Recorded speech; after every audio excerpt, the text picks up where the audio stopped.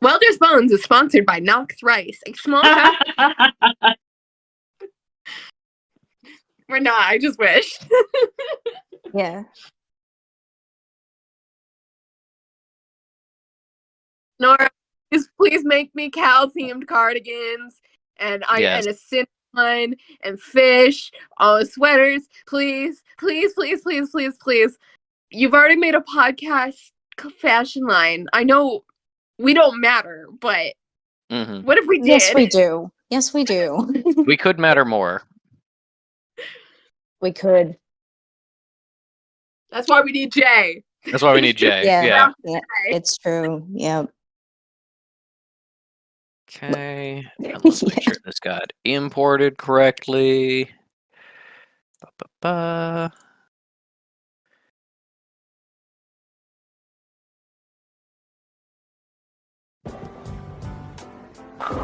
Nice cock. Perfect. Right.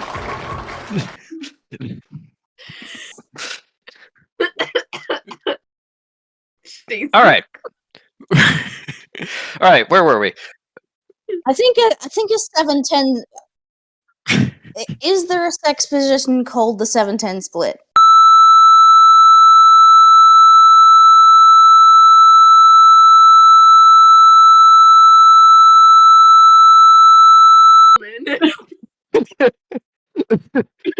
Okay, that is all cut.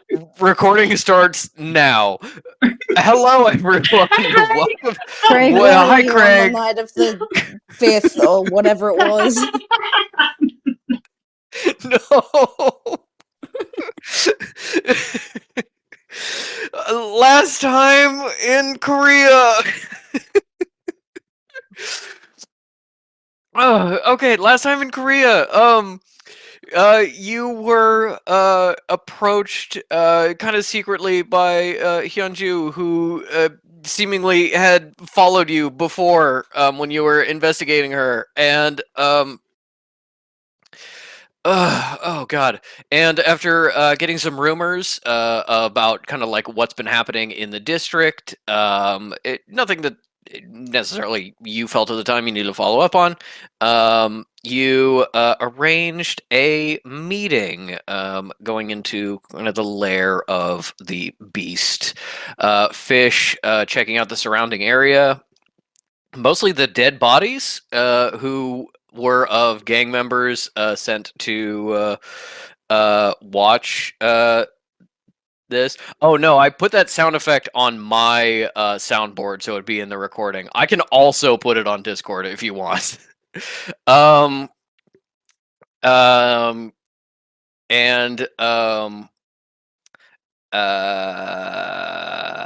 lost my train of thought. And yes, you entered her abode to find a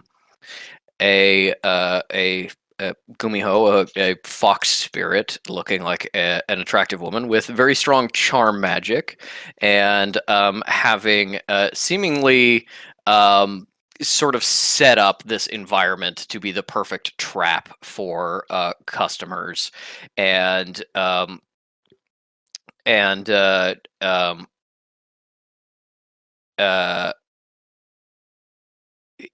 essentially being a way to take more money, and also you found out life force.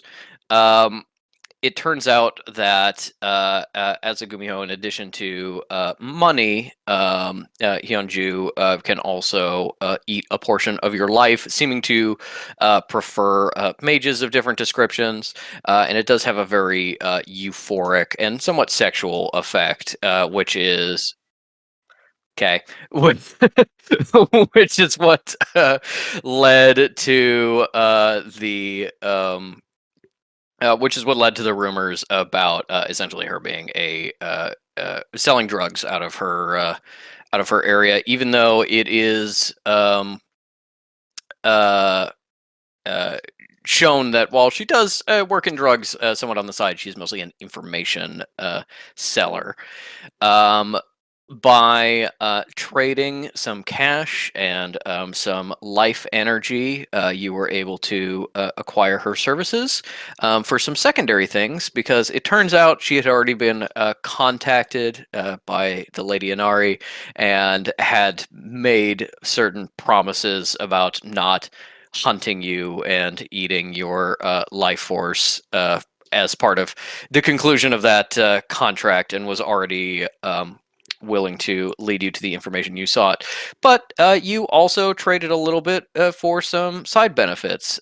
First being Fish losing the sort of biological need to smoke, the nicotine addiction, although, of course, the behavioral patterns are still there. And May putting down money as a retainer to seek out certain information regarding Jonas and regarding her former husband, um, Howard Carter, who seems to be dead, but may have a larger connection with the magical community than was previously thought. And it was explained to you that this was just a retainer to kind of seek out the information, and that the actual information you got would depend on it depend on what you're willing to pay for it and how valuable it was.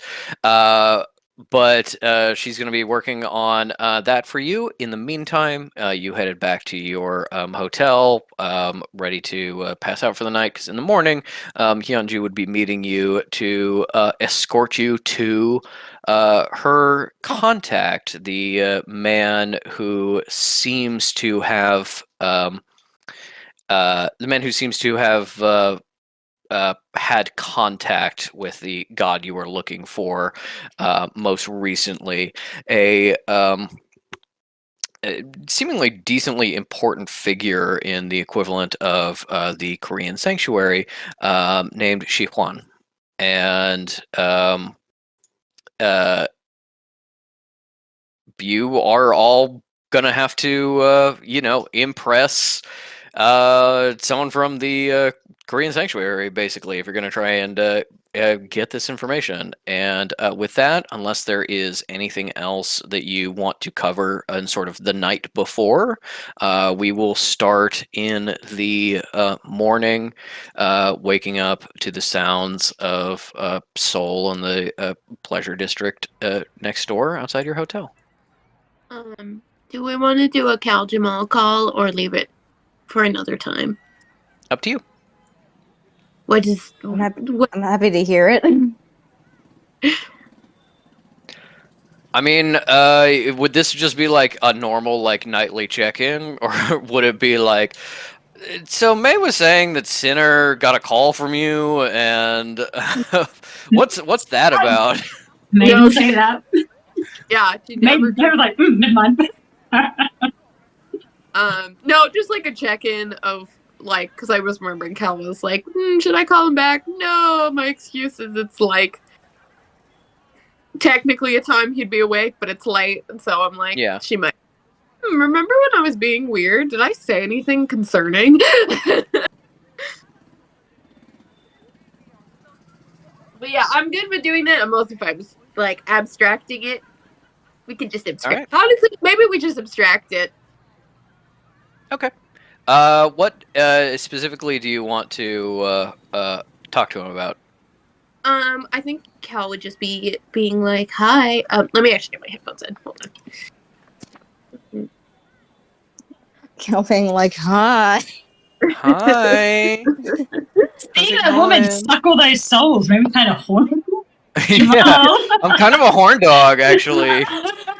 I was actually She gonna offered make a me. joke. She offered me some like sex training. If you want to jump on that. I was gonna make the joke that all of the rampant horniness around Cal gave her an instant cold, which is why I sound stuffed up. It made her ill instantly. No, I think Cal would call him and just be like,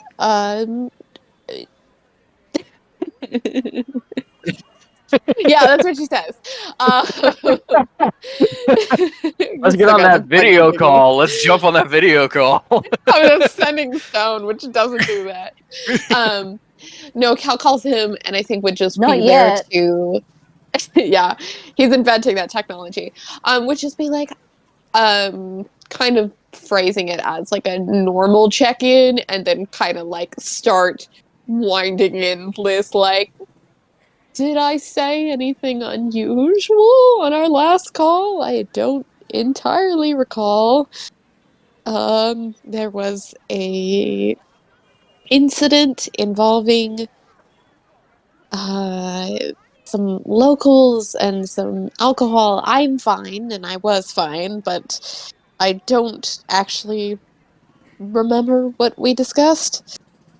The check-in, you get a little like maybe a little hesitance from him, a little weirdness, and it's because he's trying to like assess whether you are currently drunk on this call too. And once it's like oh, you're okay. Then he's just talking to you normally and doing the check-in, and you're like, I don't really remember last night or something like that. He assures you that you were fine and you said everything normal, and like kind of avoids the conversation about like, yeah, you drunk dialed me, because he doesn't want you to he doesn't want to make you feel awkward, and it seems to be like purposely kind of avoiding that part of the conversation to spare your feelings a little bit. Yeah, and then I think Cal would be grateful for that, and then mostly just checking on everything's good with the temple and asking him to have the research students do run references on all the stuff that we talked about and stuff like that. And Okay. I think she would just end the call with being like, and I think when I return, maybe we can, just make sure that you are happy and everything's fine. We can talk about that, and nothing's wrong. Yeah, of course. No, I check-ins are very healthy, so I'm to understand. Yes. We can talk about that. That'll be productive. Mm. Yeah, and I'll get the I'll get the acolytes on the research, and we'll see what has come up. We've put out some calls. We found a little bit of things, but obviously nothing in depth so far. And yeah. Happiness. Yeah. Yes, right. And even if I Jamal's absolutely got that energy about being like, yeah, and we'll discuss how happy you are. And it's like, okay, like happy or happy? Like happy or happy? Okay, I'm not getting either one. Go with the safe option. I think Hale's voice is probably going to get very small and be like, and I realized I had assumed that you also wanted to ignore my birthday, and I maybe if I don't know if I will be back there on the day on my actual name day, but maybe if you wanted to, we could.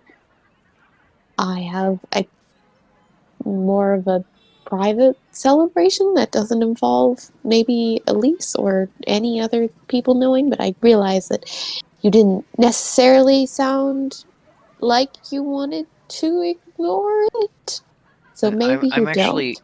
I'm actually pretty happy you said that. I was hoping to. I was planning on, something small, maybe something a little intimate, and once you get back to the temple, it doesn't have to be on your name day. Just sort of a celebration, just a little one when you get back, something comforting and relaxing. Traveling is as stressful for you. Yes, no, I would, I would love that, and of course, the few of our congregation that are aware of the significance have been, of course, encouraged to keep quiet, and most of them are Wait, not aware. how is the number not zero? Um, So there was some of the paperwork that we were handling, some of the mortal paperwork regarding ownership of the mine required some uh, government identification information, some of which came from France. I'm to understand, and mostly I handled that, but there was a couple of times we were, you. Needed me for something. You asked me to send one of the other members to pick something up from town, and I think maybe one or two of them saw some information that maybe you would have wanted to keep private, but we've really tamped down on that. The big one who really knows is Rousseau, but she's keeping it quiet, which is good, and that's important. And honestly, maybe even like a good thing, because if other people know, and she's doubling for you right now. If anyone knows and like speaks to her about it while she's doubling for you, she'll understand the context and know to just sort of steer it away. I think Cleric Ishida knows as well, Beliala. I don't know that. She's never talked to me about it, and I'm not sure that she cares or understands the significance. But yeah, I think maybe she knows, but maybe she doesn't. I really couldn't say. Was my actual birth year on these documents?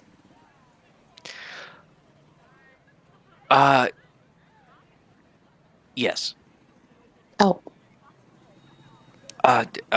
My understanding is that the way the sort of like continental temples handle it is, they file all the once, kind of birth certificates and that kind of paperwork was like required. They put in stuff and like backdated a lot of things, and then it just kind of the assumption that like they will eventually put in a death certificate and then make a new birth certificate for a theoretical uh, necromancer that would be you, or someone. And you do not feel any upset with said birth year? I mean, I don't. God, I'm warring with the what's the funny answer versus what's the in character answer. The funny answer is I don't know what I want. Honestly, being guided would be great. I love an older woman, but no. The more in character answer is oh, well, you are perhaps a little bit older than I expected you to be, but not so much so, and I don't think that that's a problem. Do you think that's a problem? My sister really doesn't tell anyone her age. She tried to make her birthday this last year, her 30th birthday. You remember when I had to convince her that if she said 25th birthday, people would look at the age of her children and start becoming very concerned. Yeah, I do remember that. Do you remember when you asked me and some of the others to handle some paperwork for her that she was having trouble with, and she was bothering you, and you wanted us to take care of it so we could get it out of the way? Mm-hmm. There was a investigation that we had to deal with, sort of like an audit with taxes for the not the church itself, but sort of the charitable organization run by her church. That's how she gets most of the money for speeches. There was something about fake documentation because she was claiming that her birth year was 1938, I believe, and that was just kind of like beyond the pale in a way, and didn't match the other records that they had, and it triggered an investigation, and we had to fill out some paperwork, and I think she said she would take care of this, and then we didn't hear about it again. So I don't really know what happened with that, but yes, there was a problem because she is trying to legally state that she is a certain age, Yes. and the government does not agree. Yes. Not surprising. No, the big 3-0, as she was saying, was her big 100, and that's why she made such a colossal deal out of it. But Okay. she also really ingrained in me that that's not information that I could ever share about her, and that in turn she'd never share my age. Though sometimes she does still say that we're 8 years old, 8 years apart, which again puts me in an awkward position.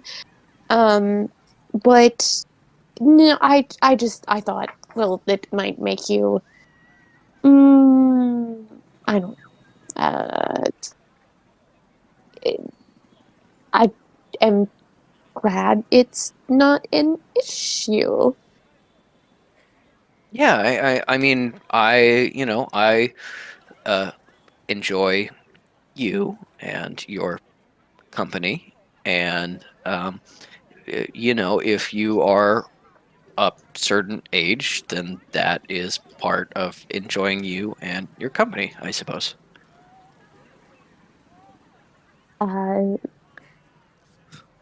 Thank you. I'm afraid I cannot say the same to you, as that would definitely come off wrong, but I appreciate all aspects of you, and I have never considered you younger than me in a way that matters, if it matters. Yeah, thank you. Yes, I enjoy you a lot. So we will we'll handle the research, and Russo knows to be quiet, and we'll all take care of that, and that's fine. And when you come back, you'll find this place just ticking over like a clock, everything handled, so you can relax. I appreciate that, and I'm looking forward to it. And I'm looking forward to see you. I'm looking forward to seeing you too, and maybe having some, private, birthday time. Mm-hmm.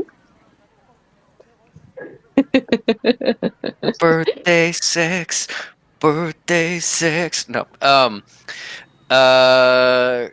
yeah, and Nick. that's kind of the call as it happens, and then obviously Jamal calls Sinner, is like, "Oh my God, it went so great," and Sinner's like, "Hey." This isn't how it works, but like the landline being connected through the different phones. So she's just in the other room doing this, just listening. Mooney was talking about future interactions between Jamal and Fish, and I was just thinking about how funny it would be if entirely separately Jamal had stolen a fish sending stone to do the same thing in the opposite direction. That would be very funny. Jamal likes the intensity of when Cal calls up Fish to yell at them for being late for something. He's like, "Oh." Yeah. Also, I just want to say real quick. Well, go ahead, Patrick. No, that's what I was saying. You're good. Real quick joke. Absolutely, the Sinner and Jamal friendship is the idea of Sinner being like, no, your cock does not look weird. It's a good size. No, you're good. Yeah. So you know that screenshot of the guy who sends his dick pic to his like group of friends and like, no, bro, the balls look amazing. Most of them have a curve. You're fine. And Sinner is so sincere about it. He really is genuinely like, no, dude, yeah, it looks good. No, yeah, you're fine. I've seen way weirder. It's fine. I'm a security guy. I've been in a lot of changing rooms, both on the job and in the gym, and I can say I've seen a lot weirder. Nice cock. He's like, do you want me to show it to Meg, get her opinion, get the opinion of a woman? No? Okay. Sorry I asked. You can stop crying.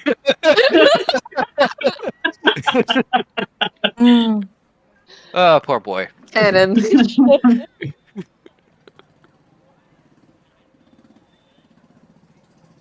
Episode 69. Yeah, episode 69.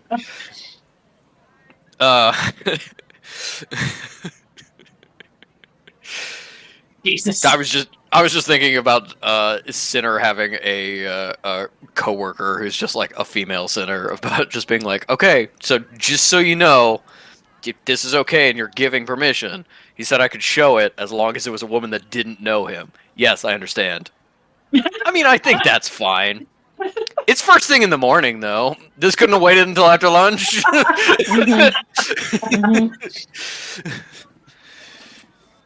What? All right, so that happens, and then you all go to sleep. Is there more of a slip inside soap situation with Fish again, or is it because they haven't been drinking? They have not been drinking, and they are exhausted. So I don't think there's going to be any calling on the phone, the sending stone, or the soap. All right. May is not calling Sinner because then she'll have to tell him that her life was so. None of that today. Yeah. Speaking of which, this is probably the first time Fish has had a like sex adjacent experience in a little bit. You know, not necessarily At a ton least of a time, year. but in a little while. So, how's that? Rough. Gadding. I imagine that they take themselves to bed and they're like, "Yep, no, this is fine," and then wake up in the middle of the night and go, "No, it's not." Mm-hmm. And You're having an intense dream about Hyunju, and you wake up and you're like, "Well, that's something I'll have to examine eventually." yeah, why was she blonde? God, I could use a cigarette. Yeah, yes. I will say, canonically, after what happened at the at her home, Kekino has, on the way back from that conversation, confirmed with Cal that he cannot get sick from cigarette smokes for like the 7th time, and then decides to eat the rest of Fish's cigarettes so that they don't have access to them. You do still technically have access because you can put Kekino in his void, and then the cigarettes will appear again. But he's trying to help you. Well, no, he's so proud of himself and his genius solution that Fish is just like, "Oh, buddy, you did it. It's all gone forever." You absolutely did it, and then you're like, eventually you're like, the craving's just too bad. I'm sorry, Kekino, and then you dismiss him, and then like the water like bursts over them and get them all wet, and you're like, fuck, he's better than I thought. They got They're tea so on them. soggy. They smell like tea that's just been sitting in a mug for a week. It's so bitter. But But yes, Kekano has eaten your cigarettes, and probably in the middle of the night, you're like, I could use it. No, it's too difficult.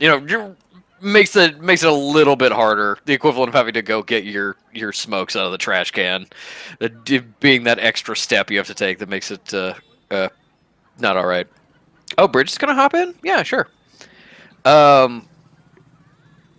This is a great time to join because everything that is going to be cut has already happened.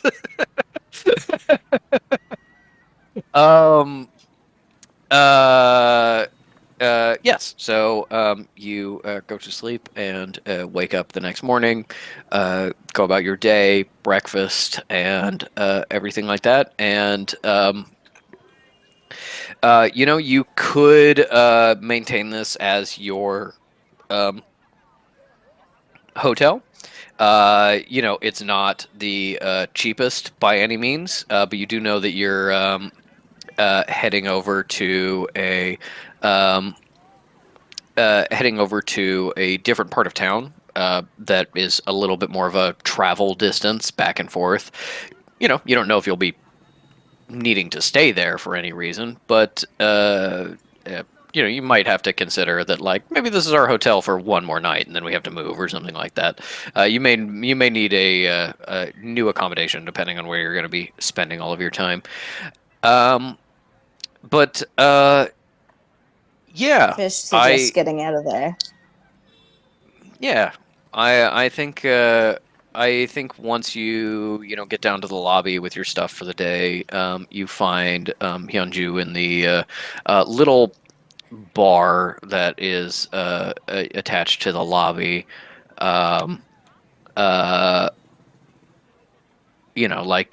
Like two shots on the bar waiting for you here. She just kind of like leans back and smiles. She's in like more casual clothes today, more like going around clothes that aren't going to stand out so much.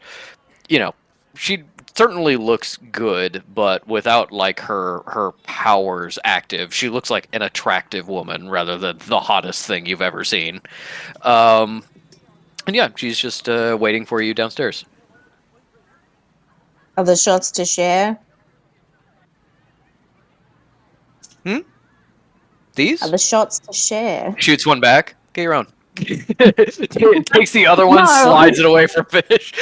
No. Grabs for it. I'm kidding. It's mine. It's a part of my life force. You can buy me a drink. Come on. She laughs and kind of like jokingly pushes you away without any like attempt at force and allows you to grab it. Excellent. Look, what time is it, by the way? It's like 10. It's absolutely before noon. All right. Well, I mean, I chewed up all of the toothpicks that they had up in the room. I'm gonna go and find some more. I heard people really swear by mints. Just a lot of mints. There's like a very subtle, like kind of like touch against your like side lower back while you like step away from the bar, and she steps up to Cal and May. So, are you ready for our little trip? Meet important people? Cal fully grimaced at May, like, is this what's gonna happen? In a silent way as the like flirty touching happens. Yeah, and May is just like,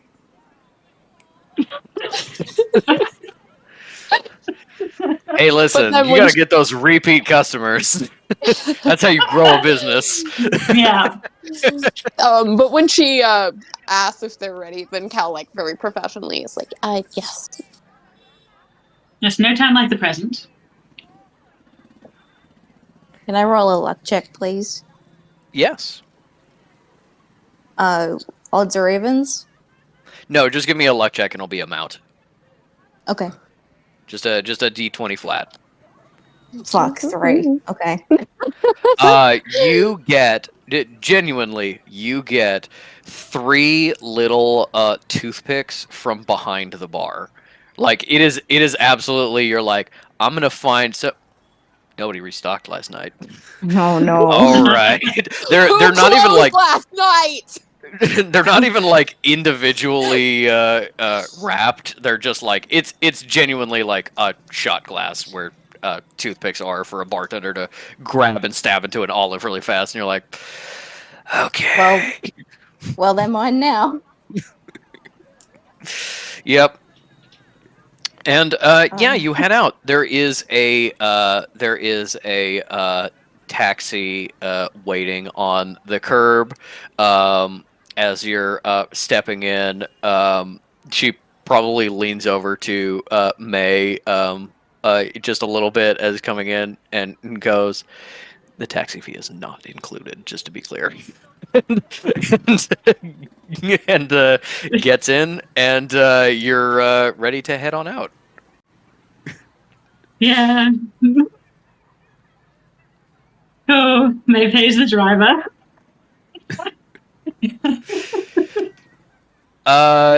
The driver seems to be a little more like clean cut, a little bit more professional than kind of like the transportation people you've been dealing with in Of the course he pleasure is. district. This is very clearly like, I'm an actual taxi driver. I don't shuttle prostitutes back and forth. I've been called from like downtown to be here. But yes, just a very like a serious kind of older guy who makes very pleasant but absolutely meaningless small talk with you while you're driving as you head off. Fish calls shotgun, and we'll fight for it. All right.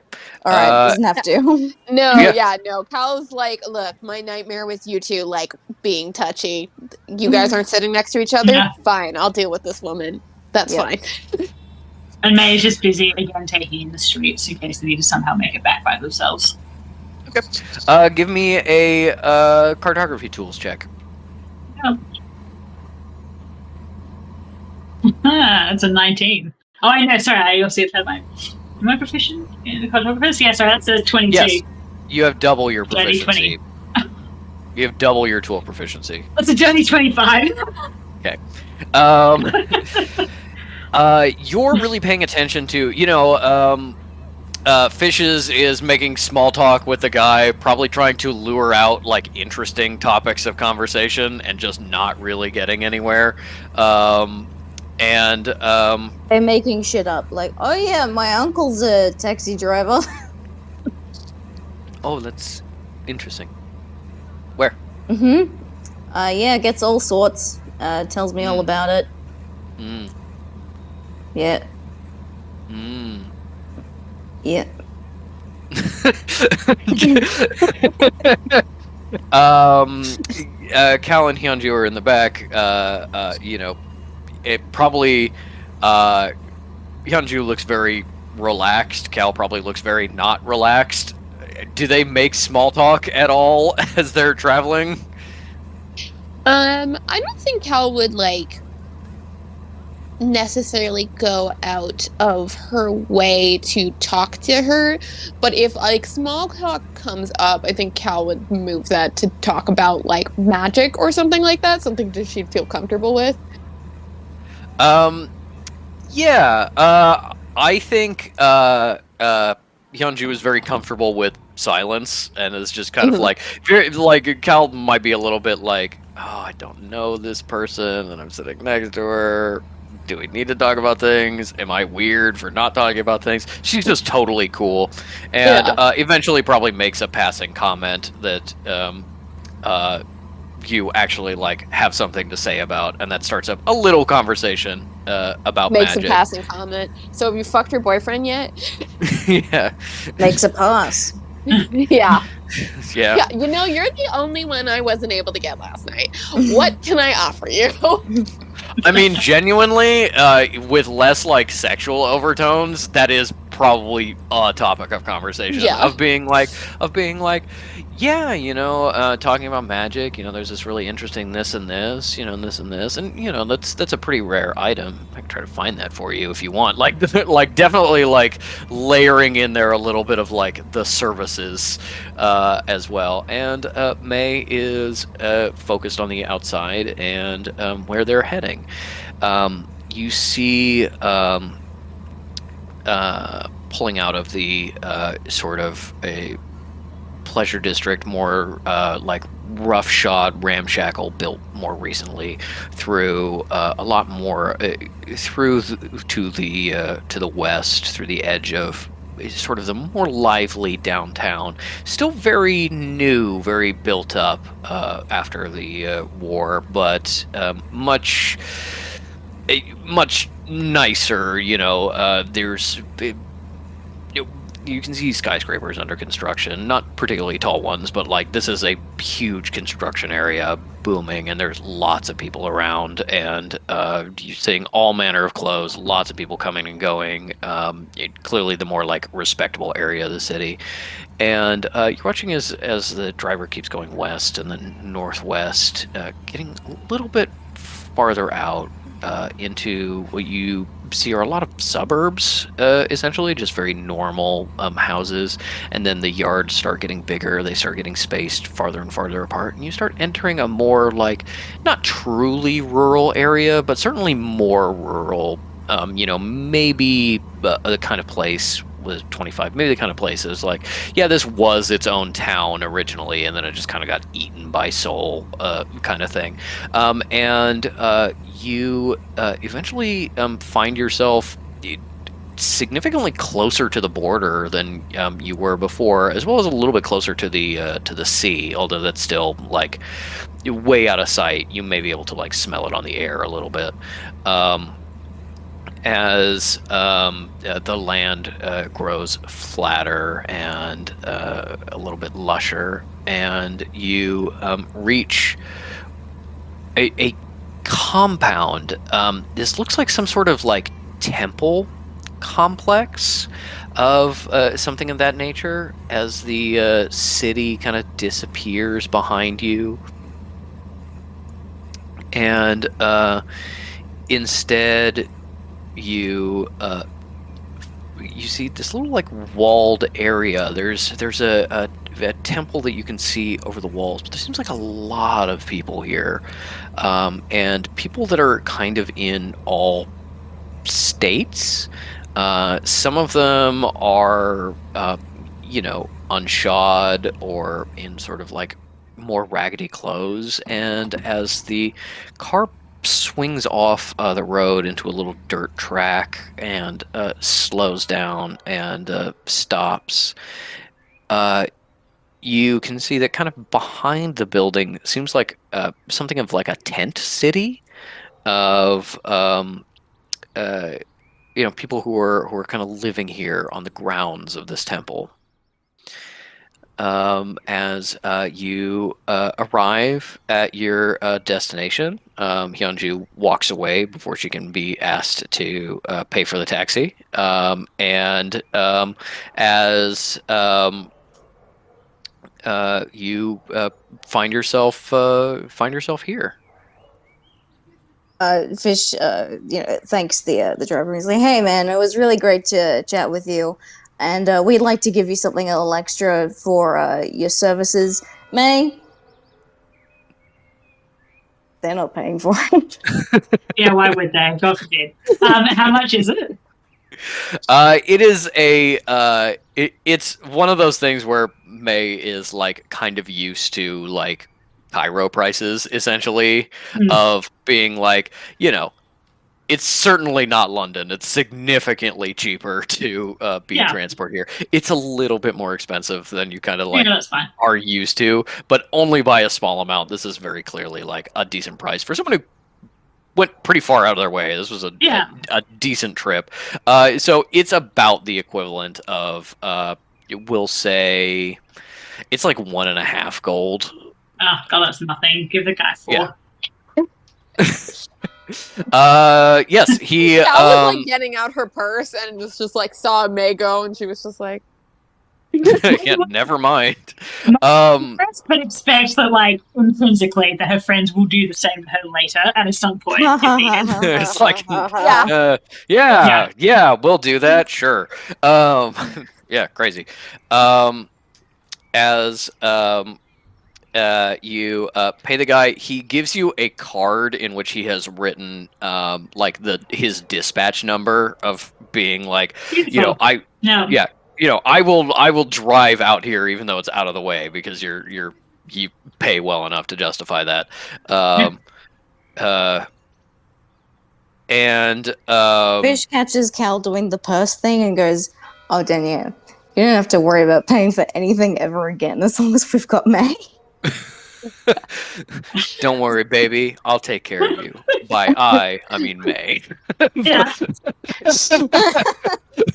Yes. Well, that and Cal says, "While that may be true on international trips, it's not a habit I'd like to get into, and I don't like feeling like she owes.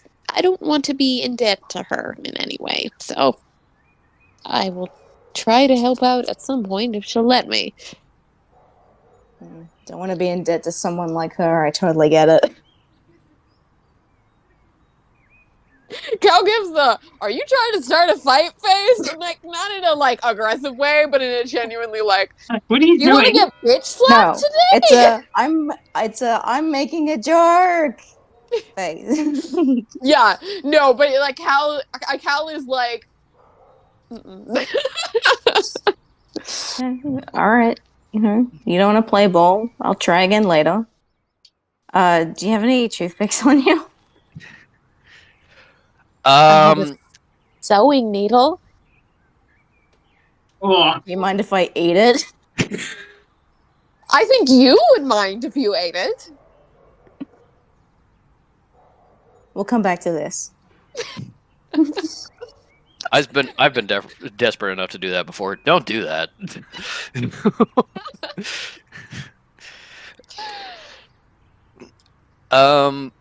If you're saying this within earshot of the taxi guy, he probably, with how well May paid it, probably like opens the glove box and pulls out like a small amount of like individually wrapped toothpicks and hands off to you. Customer thank service. you. Thank you so much.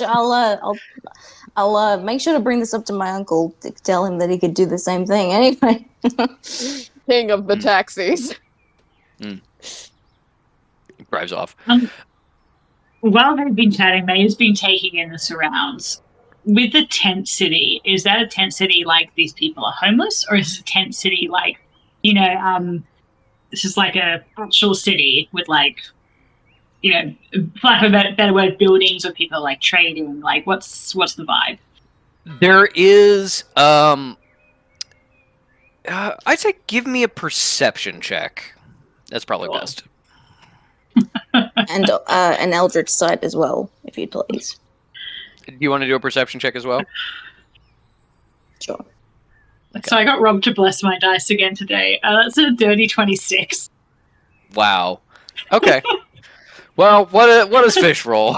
Okay, this is really just looking for magic, so making me like, well, I can tell you when they built this tent, and Fish is like, and they have a magic guy inside too.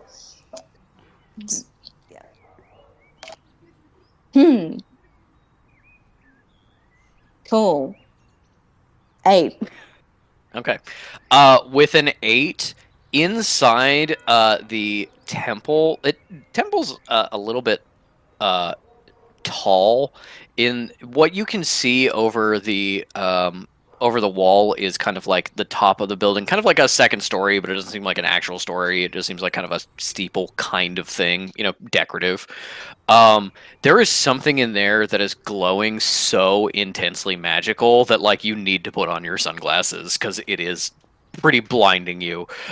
With an 8, I don't think you really notice anything other than that magically.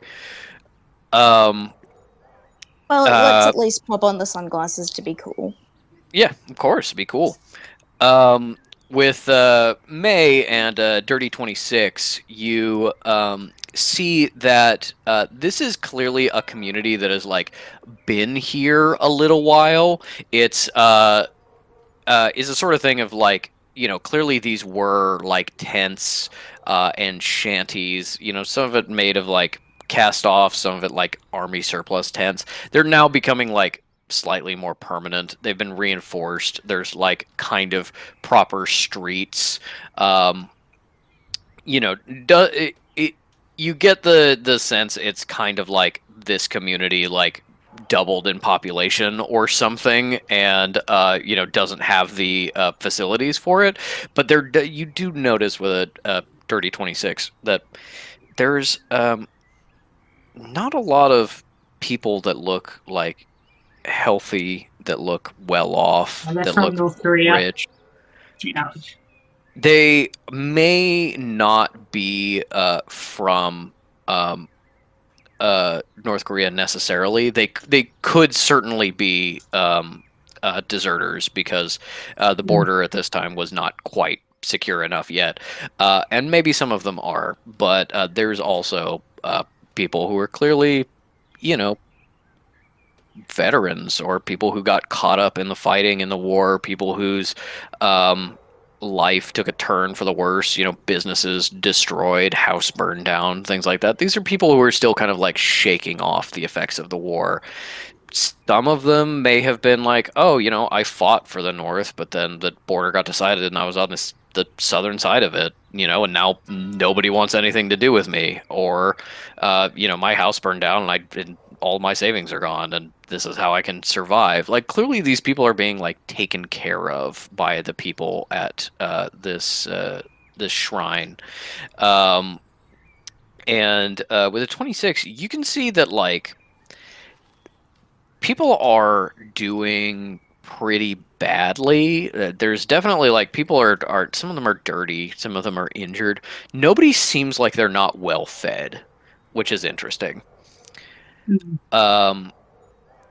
And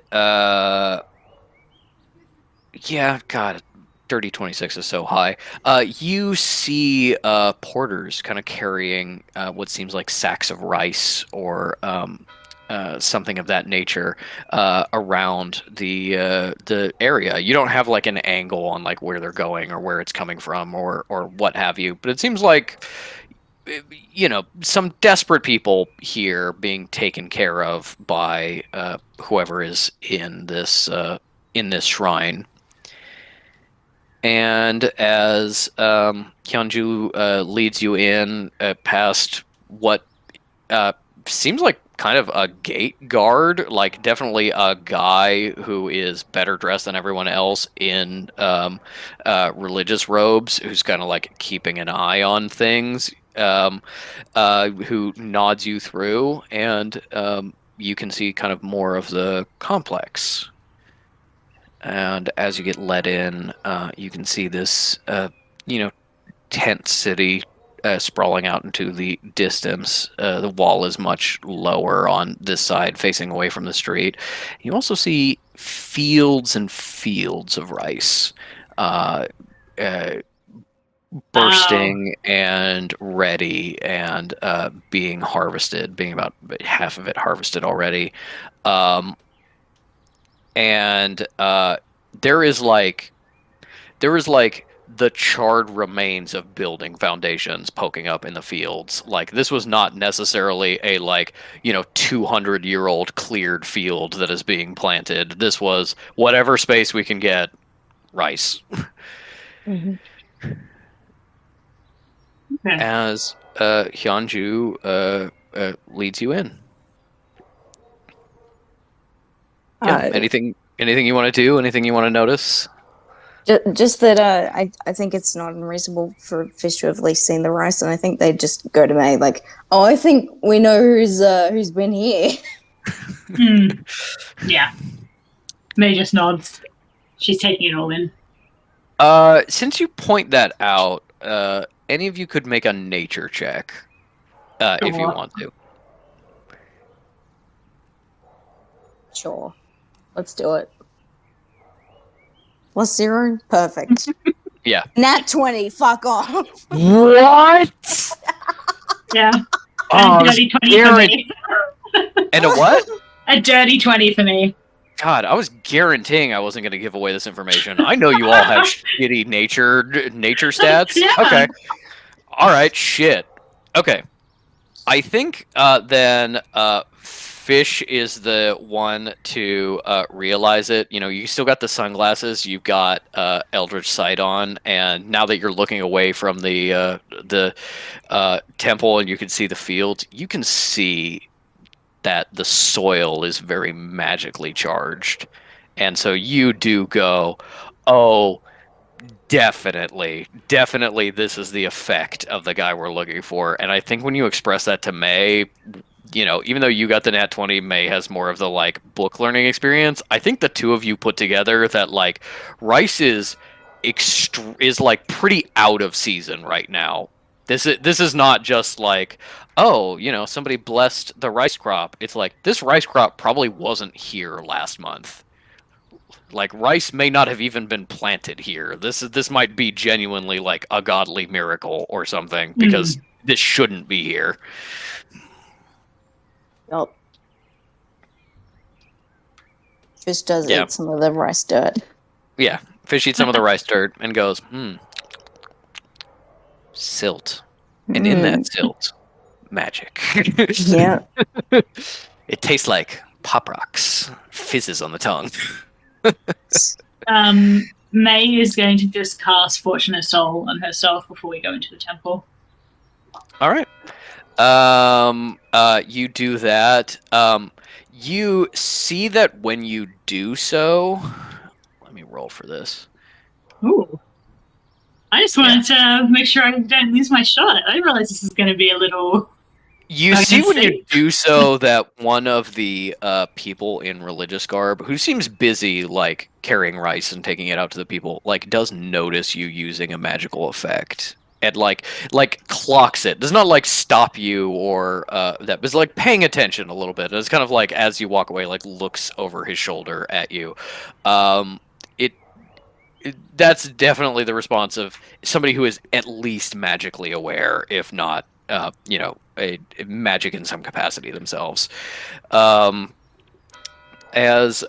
you enter, slip your shoes off, Hyunju is just walking like she absolutely knows where she's going, and steps up and raps on a wooden door here in the temple, and you hear a bunch of noises from inside of someone kind of cursing very slightly. Is Kekino allowed on the ground, or does he need to be carried? Kekino is it looks like when you were coming in, one of the religious order was like going to stop you, and then Kekino like paused at the shelf to put shoes on and like wiped himself off on the mat, and then hopped up and like did a bow to the shrine when like everybody else didn't. It's like, Seal's all right. Yeah. Seal's all right. Seal's good. Or since they don't see it, this dog is good. This dog's fine. This dog knows proper temple etiquette. I'm gonna aware. They may see him as a seal. Yeah, it's not guaranteed. I'm gonna correct you, Patrick. Someone else did the proper etiquette. It was his mama, and he learned from his mama. Because it wasn't finished. Yeah, I will say, if May saw like Cal bowing, she would. I do think it is probably a thing of like, I mean, have Cal give me a religion check. We'll see how aware you are of local customs in this way. Okay. Clear shot. My argument would be that May knows vaguely enough about Chinese culture to understand bowing at shrines is kind of a thing that you do. Yeah, but it's one of those things where it's like you're looking for this guy. There's a bunch of things catching your attention. The weirdness of being like, you know, maybe you don't think of it immediately. It's not automatic for you the way it would be for somebody of this culture. Yeah. It's 24, Patrick. Fuck you. 24. Then yes, absolutely. Both Kekino and Cal in sequence bow towards the shrine that you see with a little carved deity on it, and May is probably like watching Hyunju go to the store and then be like, "Oh shit, right." Yeah. Fish is like, Yeah, Fish and no, Hyunju do no. not. Absolutely not. This is her culture, and she didn't bow either. Yeah, knocks on the door, and she steps back as it opens. This guy comes out as he kind of like straightens his robes. You can see that they're definitely like the same religious like cut, but a little bit nicer and a little bit different. Like definitely inspired by what the other people who are here are wearing, but distinct in some way that you don't necessarily have the cultural understanding of knowing how or why. As he steps out. A little bit shorter than average, a little bit older. You know, in mortal terms, would probably be like maybe the late 50s, early 60s, something like that. Like you know, strong with it, not like bowed and decrepit, but definitely a little bit older. Uh, Body like he works out every day. he's got like the old person like ripped the like guy at the beach who actually does like a 10-mile run every day, that you're like the body to face contrast is throwing me for a fucking loop. As he you know, seems to like stand tall and proud before you, even though he's you know, not a big guy.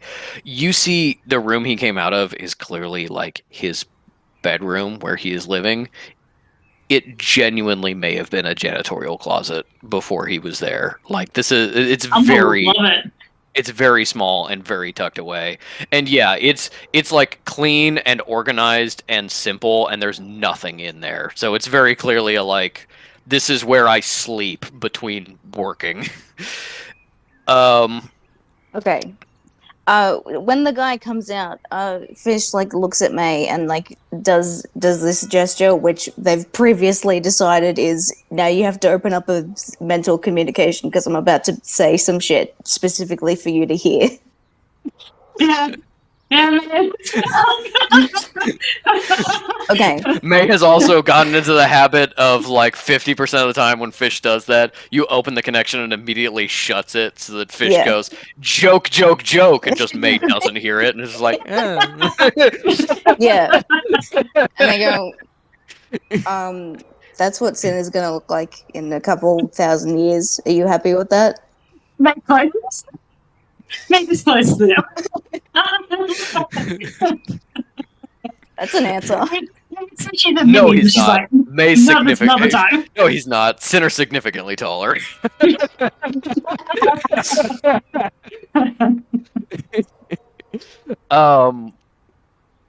Yes, as this guy adjusts his robe and steps out and greets you in Korean, you know, 안녕하세요, just like very like no nonsense, like, hi, why are you bothering me? As Hyunju steps back and turns and introduces you. Give me an insight check if you want. I don't think one of you has a really high passive insight. I remember. I feel like it's not May. me. No, mine's passive perception. It's Yeah, very passive high. perception. Yeah. Yeah, whatever. The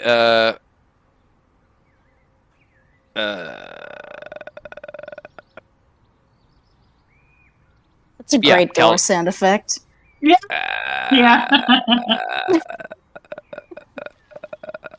Do you want us to still roll, or? Cal actually has a decent passive insight, has a passive insight of 16, which is probably enough that she doesn't Yes. have to roll. But if you two want to, I would like to. Sure. That's a 16 for me, so. Did you get another nat 20? Yeah, I did. Okay. 22. Fish is sucking up that dirt. They're just going. No, it was from Hyungju last night. It just Yeah. they're stronger than Just ever. a side effect. Fish It's like, is God, going this full- afterglow is lasting like 12 hours. Yeah, Fish is going like full fucking bullshit tourist, being like, I had sex with somebody from this culture and now I feel so connected. Yes. Jesus Christ. With a with the 16s, both Cal and May see that this guy, professional, stoic, things do not bother him. Fucking hates Hyunju so much, so much. It's like bleeding through the stoicism. With a nat 20, Fish notices that like people are keeping an eye on him, like out of the corner of their eye. People working, both the seeming refugees and the like shrine members, are like kind of like glancing at him to make sure he's okay. This is clearly like the boss. This is the guy in charge of this area. The guy they look to, and for his relationship with Hyunju, she is smiling, and there is a little bit of fear in her eyes, and it's the kind of like you kind of get the vibe of like if he had a gun and no witnesses, maybe he would just shoot her, but also a lot of like disgust, and I think you get the sense that it's not personal. It's like there are two sides of Korean society. There is law and order and being a good person and contributing to your community, and there's the side represented by Hyunju, and it's like diametrically opposed like morality of like he doesn't think Gumiho should exist and are like a poison, and she hasn't technically done anything wrong enough for him to like use authority to go after her, but just does not just like hate her personally, also hates her impersonally, which is like in some ways worse. Yes. But yes, she steps forward and says, "Everyone, this is Gong Shihuan, who is a bit of an important person around here, and is the one I told you about, the one to speak of." And then she turns and speaks in Korean so that only Fish understands. But essentially, she says, "Respected elder, these people have come to speak to you about your experiences with the god, and then your names." And with like that facilitated, she like steps back and like kind of like is still like close enough to technically be part of the conversation, but it's not a coincidence that there's like a pillar between her and this guy, so she's like not in eyesight anymore. Being like, okay, did this, good job everyone, cut our losses, we're just gonna fade back into the Homer into the bushes, fade back. Yeah, and you get greeted by this guy. It's pretty clear he has not prioritized learning English particularly well. He does speak it somewhat, but is not fluent by any means, which is not something you've really run across since you've been here, had to deal with. But yes, he just says, "I greet you. You speak of the god." Yes, we were hoping to track him down. Obviously, he's been here. Could you give us information on when that was? Give me a persuasion check, as like track him down with that nat 20 is like he's suspicious of you, and it's kind of like, why would you be? You know, it comes and goes. Yeah. That one. No, it's a 2. Persuasion +4, so 6 total. Not the first to ask, but why do you want to know?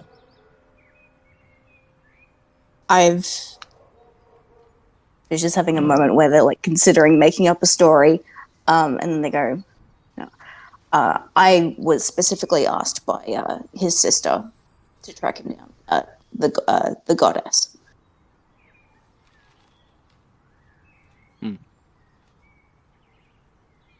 We'll see. And he pulls his hand out of his sleeve and kind of like holds it up, like holds it to you, like pausing for just a second of being like, I'm about to touch you, and then leans forward. And if you don't like dodge out of the way, is going to kind of like tap your forehead for just a moment. Okay, the forehead's fine. If he was going for the chest, Fish would have been like, hold on, here, not there.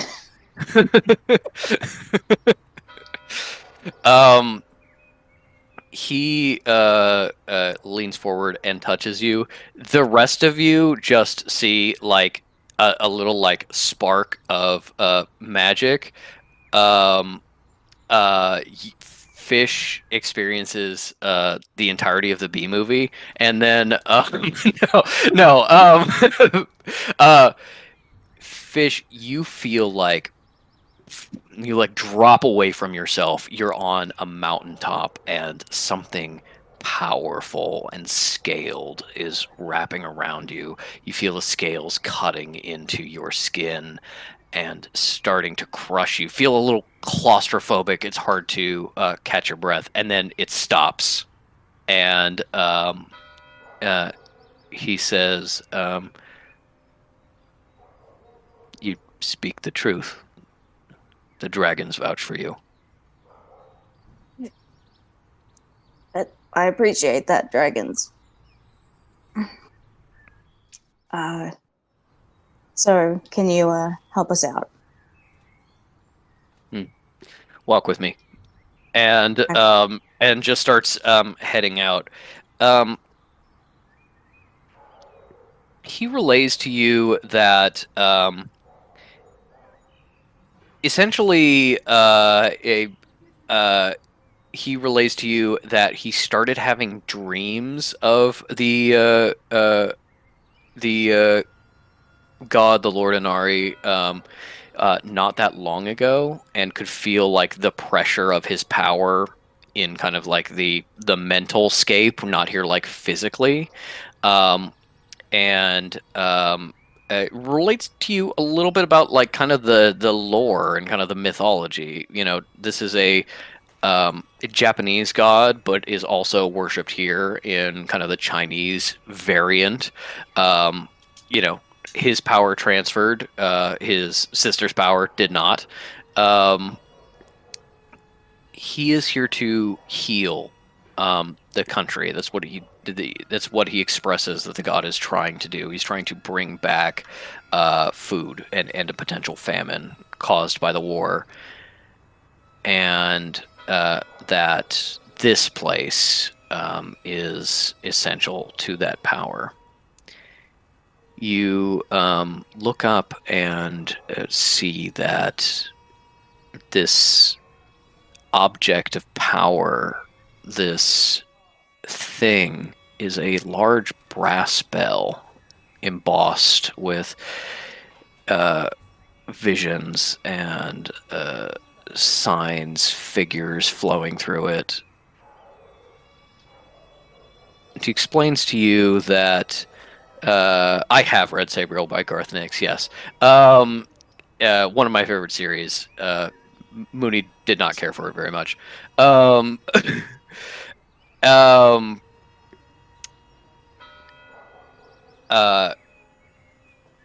This is a sacred place that was part of two. These are the most fertile lands in the peninsula, and this spot, as well as its twin with its twin bell, has always been sacred to the god. And with the power manifested here, he could end famine. He could bring he could bring back growth to the area, keep people from starving, and help recover the country. As you're looking up at it, you see that there's that's fresh wood. That's there's still bits of sawdust, new paint, things like that. And he relates to you that this entire area was razed during the war. Not a single building was standing. The only thing standing was this bell and the one post that was holding it up. And tanks drove over here. So this is a very heavily magically invested item to be able to resist, being blown up, being run over, being destroyed, being flattened. And it is still here. And that the god invested some of his power here, grew this rice to help these people that we care for, and then went north to its twin, which is across the border in North Korea, where the famine is worse. People are starving.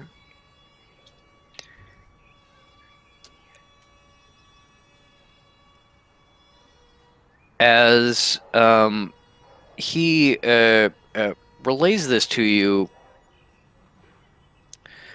still with that nat 20 insight, you can see that behind the kind of control and professionalism is a lot of passion. There is something very deeply personal about this story that he's telling you that he is not relating to you. There is some personal stakes here. To a certain extent, why him? Why did he get visited? Was it just kind of being in charge of this temple? And but also something else. He talks about the Northern Temple with pain.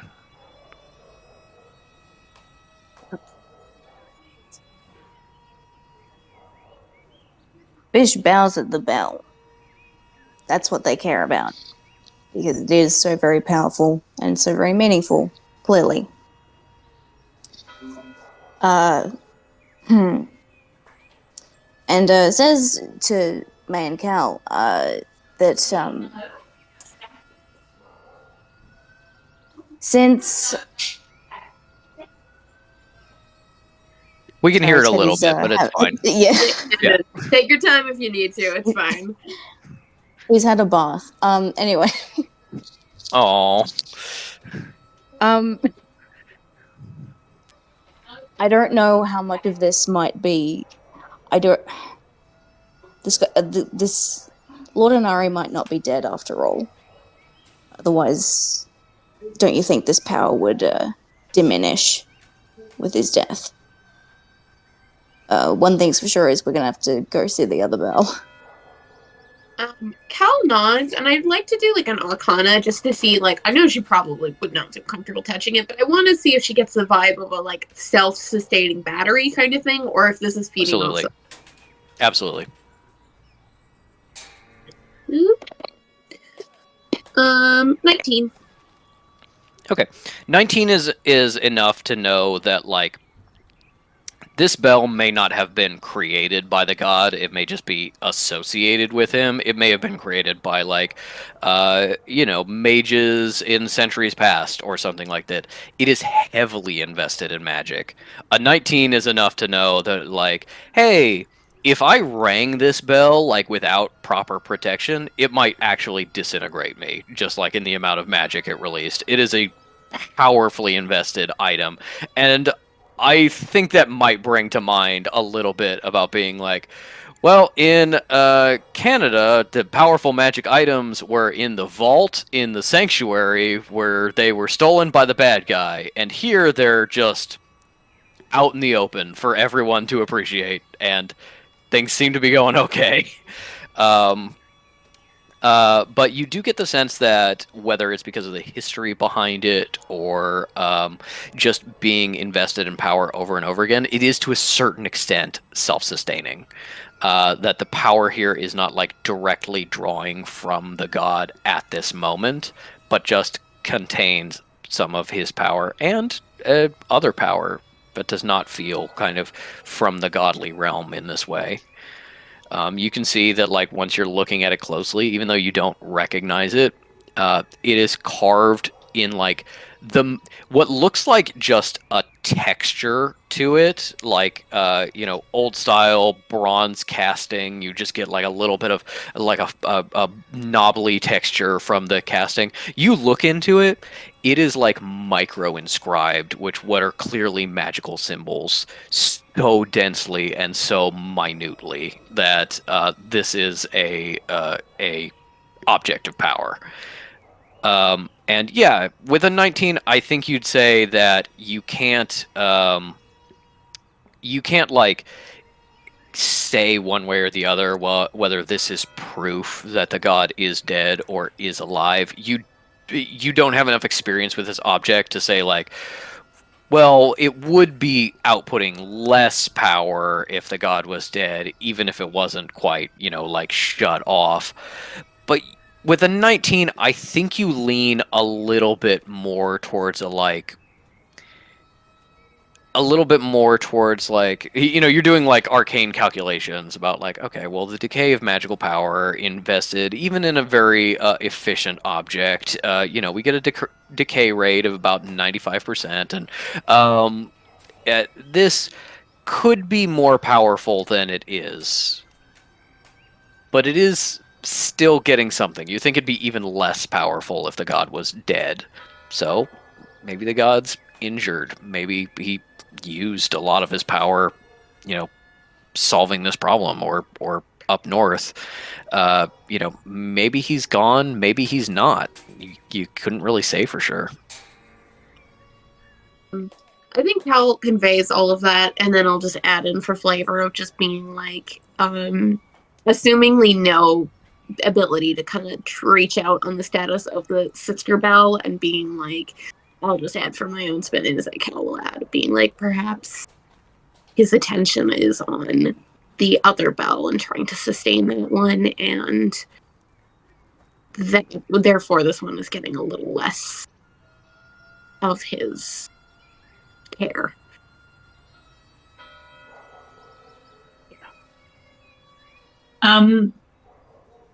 May, after hearing all of this, has been thinking about other reasons why a god might be directing more energy towards another bell, which could be that it's broken or malfunctioning. And excruciatingly politely bows slightly to Shihuan and says, Gong Shihuan, I'm an arcanist who has studied many magical items. May I have permission to touch this bell and identify it in case we encounter any problems with the one in the Northern Temple, so that I may perhaps aid in fixing or identifying problems. You would go to the Northern Temple? If that's where we suspect... May's going to look at Fish and says, well, it seems as if that's the next logical place to go to search for Lord Inari. If that's where it is, then yeah. If that's where it is, yes. You will not survive. If the government does not get you, the mages will. But if you insist, give me a persuasion check. Sure. Give me a second. I'd like to roll to assist with that one, please. Yeah, okay. Do you want to give May advantage, which I think would probably be best? Yes. Yeah. Okay, give May advantage. Okay. I think that makes the most sense. Not great. I'm looking at him with puppy dog eyes. Mm-hmm. Okay, that's a little bit better. That's a 19. Okay. With a 19, he seems conflicted. It seems like this is not something he wants to do. But you're talking about going to the north has stirred something in him, and he says, essentially you'll have to be ritually purified. But yes. Yeah, May happily agrees. But tell me what to do and I'll do it. Okay.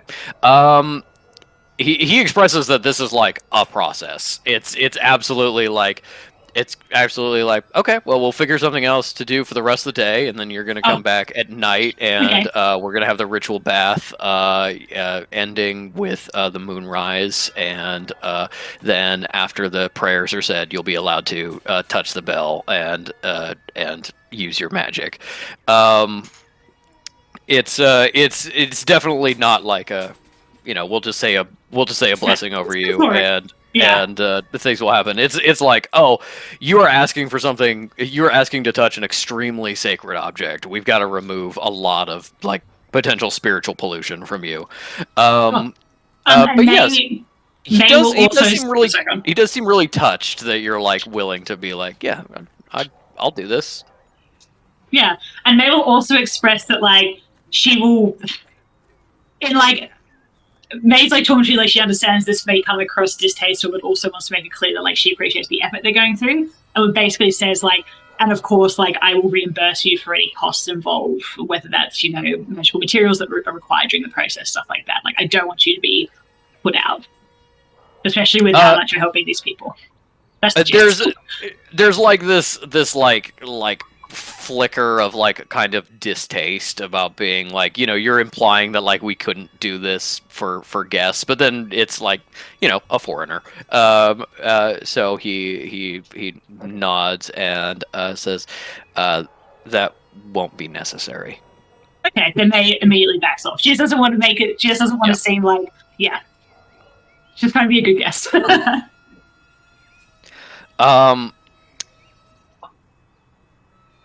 You probably look around at some point and realize that Hyunju is just flat out not here anymore. Yeah. Of just being like, there's absolutely a time where Cal was like walking in the back, listening to the story, like analyzing it. Hyunju is there. She's looking at like a painting on the wall or something, and then you're talking, and then Cal's like, and she's just not here anymore. Y'all got ditched. Yeah. Fish doesn't give a shit. They're giving some serious thought to you will not survive. Mm-hmm.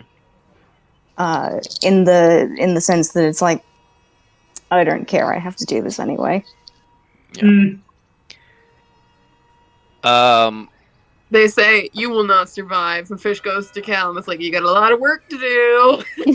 Yeah, you got to keep me alive, or yeah. I'm gonna die tomorrow. Do you want to leave this thing between us unfinished? Could you live with yourself going home knowing that I'm definitely going to die? Cal blasts the 2003 soundtrack of Wicked, starting with "No One Mourns the Wicked." Yes, if you genuinely are like, hey, you know what? Gotta do what we gotta do. He fully is like willing to hear you out and help you. He sits down to tea with you in a public room, not in his little closet, and probably starts out like verbally walking May through the process of the cleansing, but then you get the opportunity to ask him, more questions and kind of like get help. He still seems really skeptical about you, the fact that you're going north. Basically of like, well, I mean, you say that and that's nice, but obviously it's a lot harder than you think it's going to be. So, you're going to back out when you realize how difficult it is. But yeah, is sitting down with you and willing to like talk and answer questions. There does, I will say, especially as you're getting into more like technical conversation, Fish does probably have to do a fair amount of like translation work back and forth, as well as Kekino being like translating what Fish means, because he is not fluent, which does mean that Kekino probably is also at tea as a seal, and he is very confused but accepting.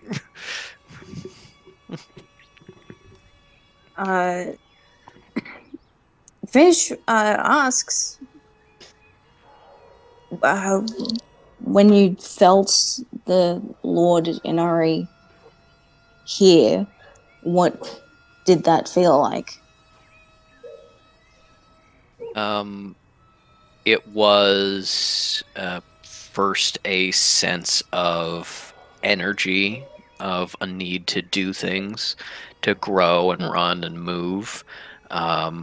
And then I started having dreams, and through those dreams, I realized I needed to try to commune with this being trying to communicate with me.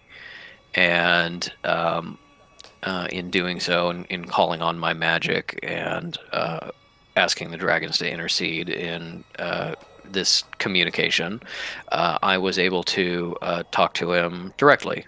It was not a particularly clear conversation. You get the sense of being like, oh, being able to like call up Dad and be like, Dad, what's up? And he goes, what's up? Is like a very like unusual way to interact with the gods. It's very like, I'm giving you the impression of like something you need to do, and then you have to interpret that of being like, you know, there's definitely a barrier other people experience that you don't, whatever that kind of means, you know. Yeah. It's even being like, oh, you know, I went with Kitsune and just like talked to his grandma, and we seemed to like get along okay. I don't think even a normal person could like do that, even going through the same process, you know. You're kind of getting the sense of like, oh, maybe I'm a little more special than I thought I was in this specific way. But yeah, Which there was is this exactly whole... what Fish needs to hear. Yeah, which is exactly what Fish needs to hear. Yeah, you get through and realize that it is very much a process that he went through that involved a lot of magic and a lot of praying. He's a very religious person, and that he consulted with knowledgeable people from the Sacred House of the Dragon, which is the sanctuary. Specifically, when Hyunju referred to it, she just called it by like the nickname. Essentially, when he refers to it, he calls it specifically the dragon's head, which is interesting to you. Oh, May asks if what. Because I reckon the other temple would be called like the Dragon's Tail or something. And asks him what the name of the Northern Temple is. This is not a reference to the temple itself. The two temples do have a name. I'm not going to get into what it is in Korean. But the two temples do have names. But the House of the Dragons, the Sacred House of the Dragon's Head, is essentially the sanctuary for South Korea. Oh, the Dragon's Tail is the sanctuary of North Korea. One dragon cut in half. You know, he's willing to get into it with you. In their like philosophy / magic system, the dragons live in the mountains and flow down to the sea, and the border like cuts right through the kind of spine of mountains that goes down the Korean peninsula. And is talking about these kind of like lost brothers and sisters on the other side of the border, you know, part of your organization that have been cut off. But it's like with sadness and also like a little bit of like disgust or trepidation in some way. And I think after chatting with you for a little while, he's essentially like, the division of our order, keeping our community safe, was not entirely an unwilling one. As any government can offer its people wealth and power and prestige, what are mages but normal men and women. So being like, this is like our other half, our missing half. They're not good people necessarily. This may be like, they're in the regime's pocket. They are essentially an evil sanctuary. And that maybe gives more context for why he's like, yeah, you're not going to survive. It's like, if the soldiers aren't going to shoot you, there is essentially a sanctuary that will be like, maybe not actively hunting you if they don't know that you're there, but like will be opposed to you. Okay. You certainly get the May's- sense that that's not universal, that there is definitely like good people trapped on the other side, but this is kind of, the Dragon's Tail is like kind of an evil sanctuary in a way. May is going to generally ask for as many like concrete details as he can give them. Like, does he have any maps that they can look at? What's the layout of the sanctuary? Like, how can we navigate around this? Again, with the intent of like to protect ourselves. Yeah, it's time for paperwork. Yes, it is time for paperwork. He can actually have someone fetch a general map, which is you can sell like old. It's done in the very like kind of like older East Asian style of being like, this is mathematically what it would look like from a bird's eye, but clearly this was made before we had planes, kind of thing of like, things are distorted, cities are too big in the realm of the scale of the map. So the coastline's a little fucked up and not as accurate as it should be. It's a little bit stretched and like squashed in places. Like that cartography knowledge of being like, oh, this is an old map made very well, but with kind of old techniques.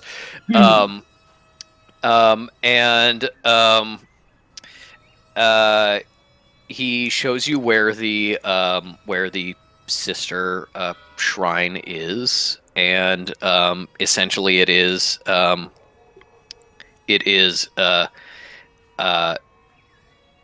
like not quite just over the border, but like it's fairly close.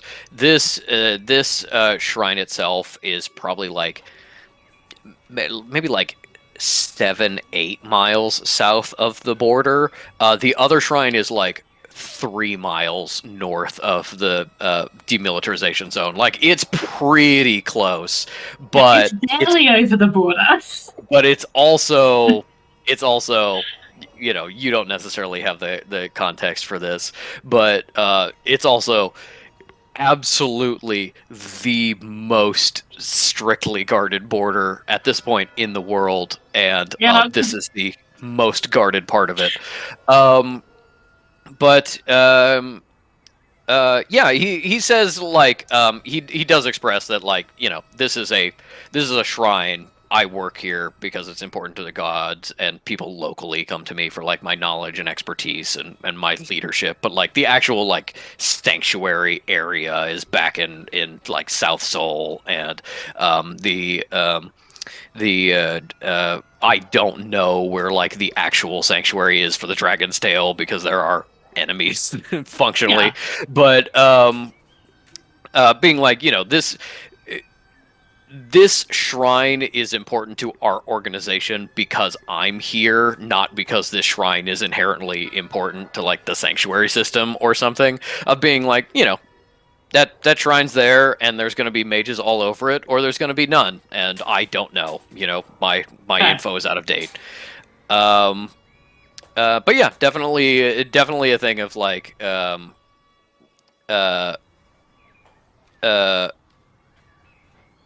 definitely a thing of like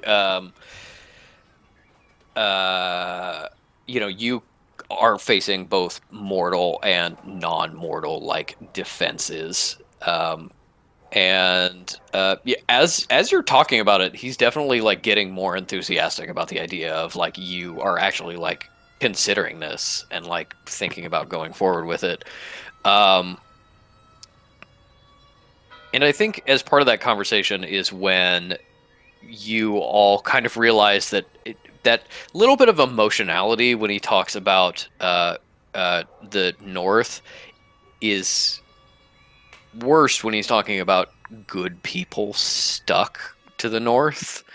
And you can probably pull out of him that, yes, Ellie is right, because apparently I'm getting predictable. His older brother was in charge of the Northern Temple, had the opportunity to leave and come south with the refugees, including some of these that are here, and refused because it was too important to stay. May will obviously express big sympathies for that. She wants to ask, we're magicians, right? So we're mages, right? Surely there's ways to be in contact despite the border unless the Sanctuary is doing something. And also wants to know what the likely, what magical measures might there be, / what's the likely spells and so on that we're going to have to face down. May is in planning mode. Yeah. Let's do this. Planning mode.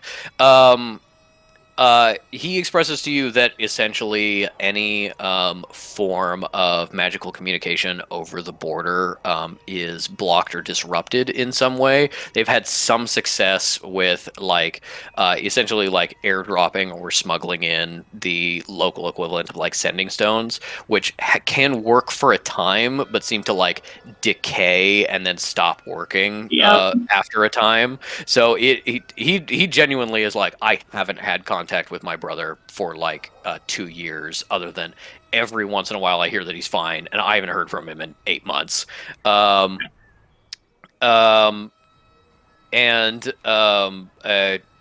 Going over is inherently dangerous because there's not a lot of backup opportunities, and for border protection there is he can lay out for you that oh my god, this is Shishido? Oh, baby boy. I expected it was Pepper too, because he's always the one causing problems. He expresses to you that there are certain magical protections that they are aware of, and some they can kind of guess at and assume but don't know for sure, of being if you try to get in the border under an invisibility spell, it'll trigger something.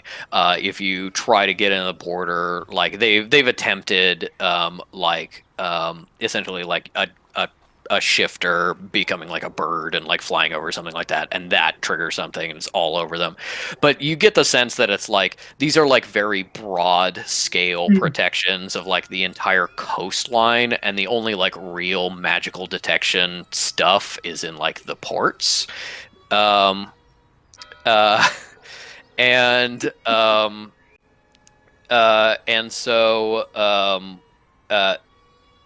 definitely is supernatural protections of a kind. They're not necessarily more of a bar to get over than the normal protections of, hey, here's soldiers that are prepared to shoot white people, You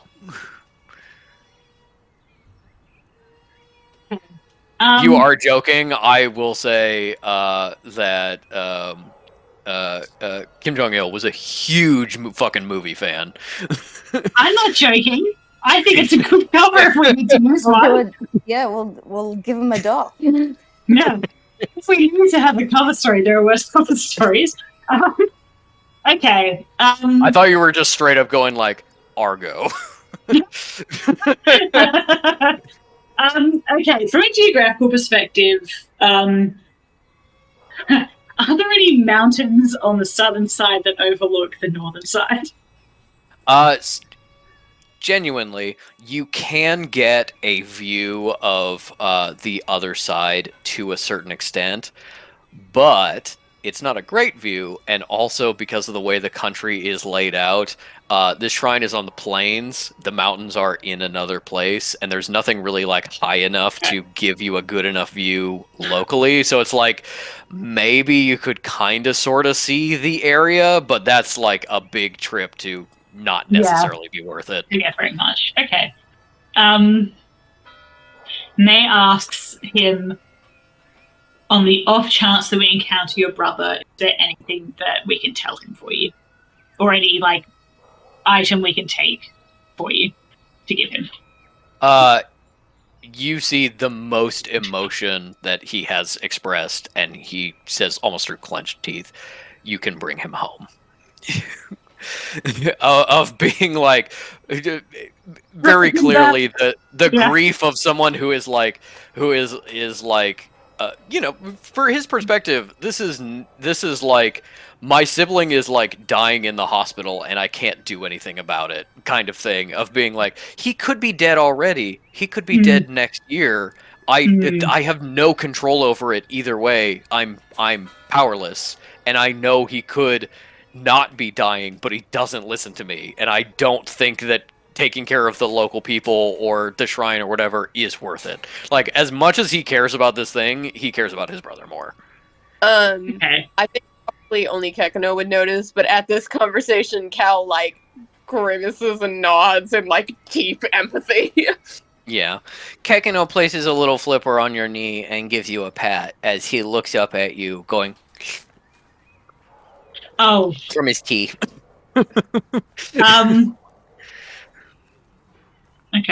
May offers to him specifically, like May says, "We'll of course do our best, but you know him better than us. I can create a stone which will essentially encode a small movie.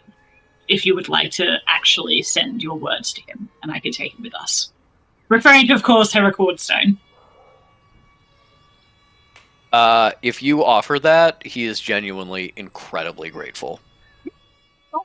Also, just from a local perspective, he's probably going to listen to his brother more than he's going to listen to some randoms. Yeah, absolutely. Yeah. And also, he's being like, bring him home, with like clearly the tone of attitude of like, he's not going to listen to you, but I have to try, you know? Yeah, no. Fish totally got that, and so May's like, well, if we can do it, and Fish is like, nah, I'll carry him. It's really hard to sneak out of North Korea carrying a person, but you know, we'll make it work. And May is, when she has a spare moment today, going to try and craft sending stones that might be able to hold up for longer. Okay. And she will leave one with him and take the other to what's his name. I will say that with the materials, did you bring like your luggage or anything, or did you leave it all kind of in the hotel room? May had her general like pack with her, but did I'm blanking on Fox Lady's name, sorry. Did she give the thank you. Did she kind of imply that this would be a long trip and they might like, is it a day trip situation, or like we'll probably have to stay overnight anyway because of how far away it is? She kind of implied it was like a day trip. It's a little bit out of the way. And it technically is, but now you've got this ceremony that you have to do. They're just going to be like, well, you're going to be here till dark anyway. So, yeah, you probably didn't bring your stuff, unfortunately. You have enough just kind of on you generally to do like some very basic magic crafting. You could absolutely like make new sending stones, but trying to make like better sending stones that would hold up for more than like a couple days or something is like an experiment you need to do that would require your greater implements that are probably back at the hotel, and that would take some time. But also, you gotta figure out how to get into North Korea, so maybe you're like coming back to talk to this guy tomorrow, you know? Maybe you can have the excuse to be like, and I do this thing separately and then come back. I just want to check in on you time-wise. For the thing that you have to do. We got like half an hour left, or no, we've got like 2 hours. There's only 1 o'clock my time at the moment, and I need to leave. Okay. Yeah. Yes, all right. Cool. Then that's all good. Yes, he's incredibly grateful. This is a old Korean man. He is trying his damnedest to not cry in front of you when you give him the message stone. But you can see that he's very deeply moved, and he's much more likely to kind of like try to help you with your request now that you're making it kind of about his brother. So, you know, you got an ally. If you've got to, you know, get like local resources to figure out how to get across the border, you've got someone who can potentially go to bat for you in this way now. If you did it. You really found the leverage points there. Mm-hmm. I'd say that probably brings us to, we can skip ahead a little bit to like May's ceremony and getting through that, unless there's more like specific information you want to get. You get the sense when talking about it, like he knows the kind of security of North Korea because he has planned to try to like go there and get his brother, and was told, yeah, here, that's a bad idea. But you don't get the sense that it's like, oh, he's part of like the Sanctuary Security Council, who's going to who like knows all these inner details, is going to be like able to arrange this for you. You know, he knows because he has a personal stake, not because he's got the hookup. He knows the smuggling routes or whatever. Okay. May wants to go back and examine the bell, like without touching it, but she's going to take out her magnifying glass and try and suss out as much of the symbols in preparation as possible, so she can think about it. I will say the DC is very high. This is right. this is very much like Korean symbol work rather than standard symbol work, and it's a very dense object. But yeah, go for it. That would be a symbol check with advantage, I believe. Sure would. With the magnifying glass? Yep. Here we go. It's not awful. That's better. Okay, I'm going to use Flash of Genius to add on top of that, so sorry, give me a second. It's +3, I think. Yeah, and then on top of my tool, so my symbol anyway. Okay, so that is a dirty 23. A dirty 23. Yeah. The main thing you get is like this is a receptacle of power, and you can kind of tell that like you don't have Fish's, eldritch sight to be able to like see this physically, but there does seem to be like some kind of linkage effect to the other bell of like some metaphysical connection between them. A 23, I think, is enough that you can see that this is a like infinity mirror of magic. There are layers here you couldn't even guess at. This is such a dense magical object. But the main thing that you're getting from this is you think that if that the way this was intended to be used is this bell and its sibling are rung at the same time, would release so much magical energy that like every field within 100 miles would just burst into life of grains and rice and gourds and other like foodstuffs. Like this is like the almost divine protection against famine system of being like, when there's not a famine, it fills up with magical energy, and then once every like 50 years or whatever, when people are starving, you can ring it to like undo a famine. Okay, May is more determined than ever to make a pair of sending stones. Yeah, can survive that. Yeah. There is definitely like you can definitely see like traces of being like, you can kind of use the bell to like communicate with the other temple, so they're like inherently in sync, but it's like you can't tell with a 23 if that's like working or not. So it's kind of thing of being like, maybe in better days this was like a system that didn't require a telephone connection or something, but it might now. Okay. And if May looks over at Fish, they're just looking at the bell like this. Yes. It's absolutely like looking at it with sunglasses and squinting, and then taking the sunglasses off and then going, oh. May is going to pull Fish aside if they're malingering out there with the bell, and says... It just has like a black spot in the middle of their eyesight in the shape of the bell, as if they had been like staring at an eclipse. Yeah. And says, Fish, if we can ring both those bells at the same time, we can almost end the famine in Korea.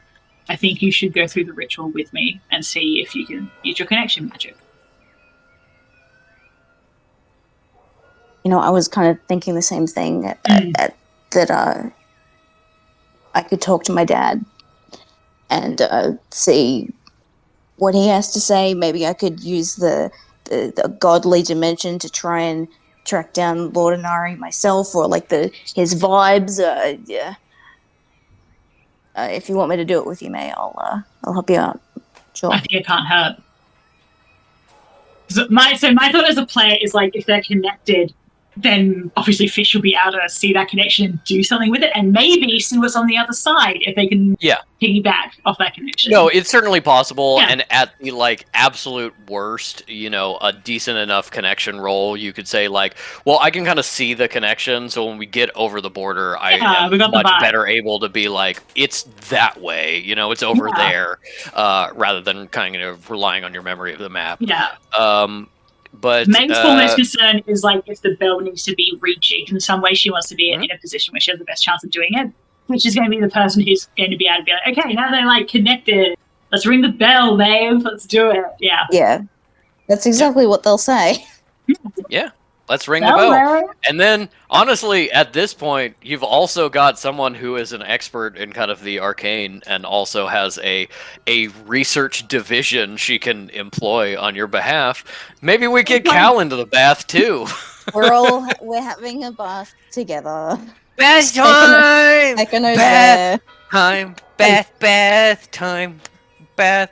Yeah, I'm imagining this like a comedy shot where like Fitch is like, yeah, you know what, that makes sense to me, and Cal's just like sitting primly with Kekano, and Fitch is like, I mean, what if one of us dies? That would be very gonna die. We need Danier as a backup. That would be very funny. Fish's actual thing is like they look over at Cal and go to May and go like, I'm not going to suggest it. That's on you.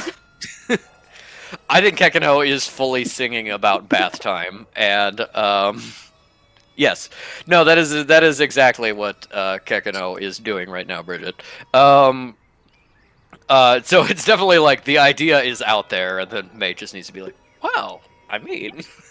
So in May's mind, she's like, if Calligius is in the vicinity, May's like, yeah, of course, Calligius is involved. I think I need to ask her. But like, on Fish saying that, so like, oh, well, Calligius, obviously, come and join us.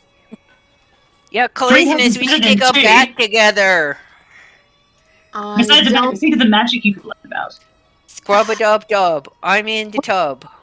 Which I can learn about from a distance. I don't tend to it's make not the same.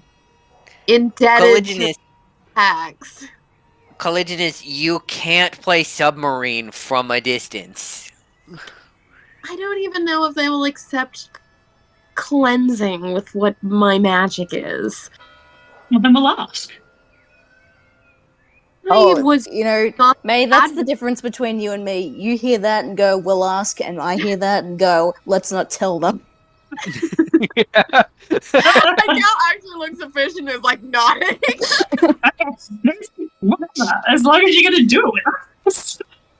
Yes, and what happens if, I don't know, there's the souls of the damned screaming from the depths of their impurity pool because I've disturbed their resting place. I won't force you to.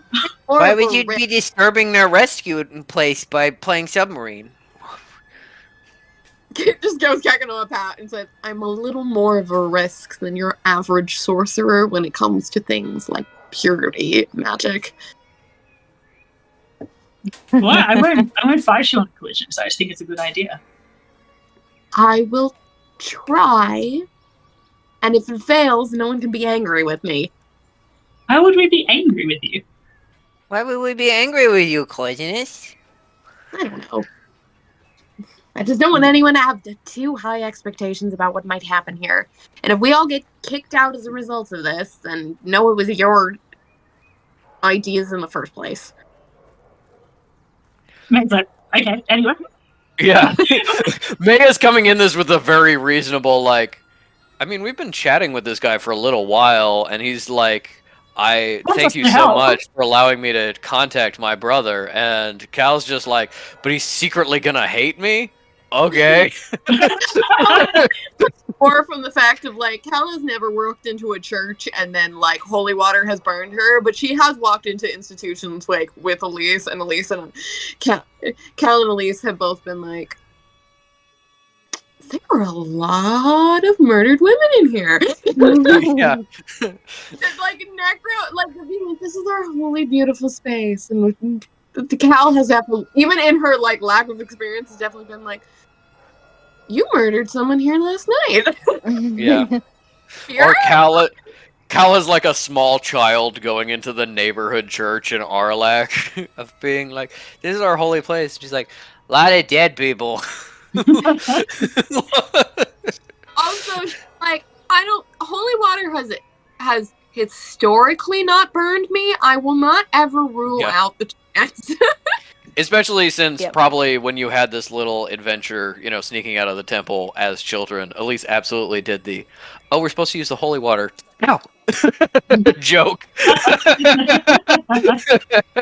when Cal looked really scared, she was like, it's only for Deathbringers, honey. Yeah. It's just because I'm so powerful. Yeah, May won't push you. May is like, okay, I'm not gonna push Collisionist. Like, that's So okay. Cal's an usual grumpy cat of like, I'm not gonna like it. Well, like, say yes. I'll do it, but I'm not going to like it. May's like, man, can't wait to have a bath. What a lovely little soiree this is gonna be. And the thought that Fish is having on the whole matter is, even if they do just immediately smell the necromancer on her and kick us all out, we're still going to do the mission. Like, I'd like more info, but still good info. Yeah. Yo, we missed all of that. Oh, yeah, that was exactly on the same page. Like, okay, so it's not a huge loss. It'd be nice to have more information, but whatever. Yeah. Cool. Yeah. If it doesn't work, it doesn't work. Yeah. Then you prepare for this purification ceremony. As Shihuan disappears into his little room to privately conduct a little movie message to his brother, you are led away. You find not a natural hot spring, but a bathhouse that clearly was for the shrine for this purpose, that has been pretty significantly extended to now also serve all of these other people who are here. Is definitely a really nice building in kind of clearly new construction, but in an old style. And then you can just kind of see the decorations get less and less as kind of the building goes on, about being Jesus, we need 3 times as much bath space as we thought we needed. But as you get conducted in for the ceremony, you find it has been cleared, and there is no one else here other than your attendants and the people helping you. It is not segregated bathing. You do get the sense that it's they might have specific segregated bathing times during the day. This is a ceremony, unless you're going to be well, we gotta do this in 2 rounds or something. You're all gonna be in the bath together. You can have there's movable partitions and stuff where you can be not in each other's eye lines. It's definitely gonna be a soup of the 3 of you. Yeah, okay. Fish is fine, they're just going to not perceive. Think about this. Yeah, maybe just use a partition. She's not bothered. There's a flash of thigh tattoo as Cal gets in, and Fish is like, I am just going blind. I'm just... I was going full, I'll say- Cal's negotiating. She's like, I'll just go. I don't mind. I will go in with the clothes I'm wearing. No. No, Flip. No. You're genuinely not allowed. Yeah, May's like I'm taking not. off the bra. I'm not right? saying this to be. I'm not saying this to be like, ooh, sexy. I mean, like, genuinely hot spring etiquette. You're not allowed to bring Oh, yeah. clothes No, in. but Cal is like doing her best to negotiate, and she's like, the slip, maybe.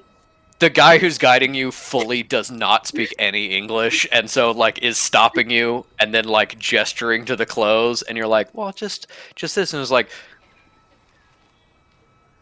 it's like, I can't make a reasonable argument of the language I don't speak.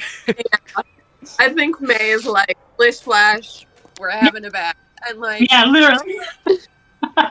runs off. May is just strips like- down, and And in. Yeah. and also, I'm assuming Fish just like stripped down and hopped in. Just went for it, yeah. Yeah, They were in there first. They're already sitting. yeah. Yeah. And I think Cal Doing just these like, ones, not looking at all. yeah. No, Cal just like grimaces and like runs her hand through her hair, and it's just like, and just like, well, they're not being openly. How do you pronounce that? Lecherous? Lecherous? Yeah. Lecherous. Lecherous. Lecherous. And so she's like, fine. And also for her, I'm assuming she has to like strip off like all of her jewelry and like her hair Yeah. stuff, and it's just like. Yeah. Also, like, It's- is taking off the knife, and this like woman in normal 1950s clothes just like pulling out a dagger on her thigh. I'm imagining this guy, the bathing attendant is like, It's the classic like stripping down of way too many weapons, but it's instead Yeah. fashion accessories. Yeah. and also weapons. And also weapons. Fashion accessories that are also weapons, and weapons Yeah. and fashion accessories. Mm-hmm. Yes, you get in. There is you need to scrub in with sacred soaps and anoint yourself with oils. There is bathing attendants. There's two like functionally priests who come in. They have a what is essentially a like wrap, just like a crotch wrap that it was clearly like specially prepared and like blessed to be worn in here. The Cal is probably very nervous. It is the most non-sexual gaze you have ever seen in a human being. Cal's like, finally, someone who understands me. Yes, it is genuinely like it's like Fish is probably like, no, you gotta at least like me a little bit. Come on, what's wrong with this?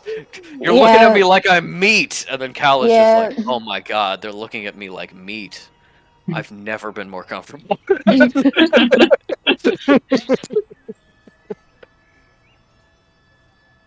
Yeah. Yeah. Okay, so like, you know, it's we got no cigarettes, we're out of toothpicks. Yeah. There's a flash of titty. Oh fuck. Also, I just want to say the most important thing is all the humidity has made, and Cal's hair being down has made her poof up like a cat. Yeah. hmm Extra protection. Yeah. Kekino is No, trying going to full, like Godiva. Kekino is trying to fix it every now and again, just kind of like pat it back into place. But mostly he's playing submarine, which is he holds his breath and he swims under the water real fast, so it makes a ripple on top. And then he comes up sometimes and goes beep, beep, beep, diving, and then goes back down and does it again, over and over and over again. He's checking in with Dad. He's checking in with May and Cal. He's getting them to play games. There is absolutely this thing of like he's doing, you know, underwater donuts around the sacred attendants, and he's splashing like a little bit too much, and they just kind of like very gently like pick him up and scoot him away somewhere else. It's like he kind of has to be reminded to not be a bother a little bit, but he's not getting kicked out. Yeah, and Fish does like gently like, hey buddy, you keep playing your games and that's alright, but we're just keeping our voices a little bit lower, alright? Okay, I good boy. understand. Secret Yeah. submarine. Exactly. I mean, like, Beep. submarines are supposed to be secret, you know? Like, how else do they sneak up on the sharks? That is so true, Dad. You're really smart. um.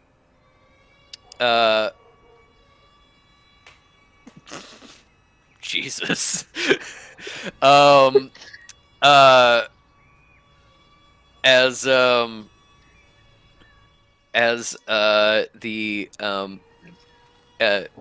ritual progresses, you have some opportunities where it's just like, okay, now you need to just like sit and scrub yourself for a couple minutes, where you can chat with each other and say things if you want to, or you can keep it in just incredibly awkward silence, which is probably Awkward Cal's for preference. you. Yeah. May doesn't strike me as that kind of person, but Cal absolutely does. So. I mean, May's like, check on. Very, just really, totally not a come on or anything. Just cool and conversational. Just like, May, I love your tattoos. And May's like, thank you. Cal is like down, nose pretty much in the water, looking down and being like, I did not realize there was that many of them. May just like twists around, look at her right ass. They extend much farther than I thought they did. I'd say both of you give me a perception check with disadvantage. For whom? For Fish and Cal. Okay. Disadvantage. The water's rippling everything. Jonas is here, being like, we having a bath? Well, You're like, what smells? And there's like a piece of like something that flows by, and you're like, what? And Jonas is just like in the other end of the tub, like, what's up? Smoking a cigarette.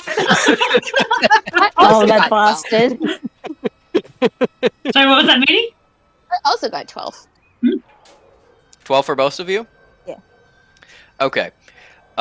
Then I will say both of you notice some like both of you are looking at the tattoos and just like kind of see it in like a very quick glance. I think knowing Fish, you maybe think that there is one tattoo near the chestal region that is possibly a little phallic, and Cal is just kind of like, they see it right anyway. away and like, yeah. Yeah, Fish just is there like, hey. Jesus Christ. Now one of you has to say it to me, please. Cal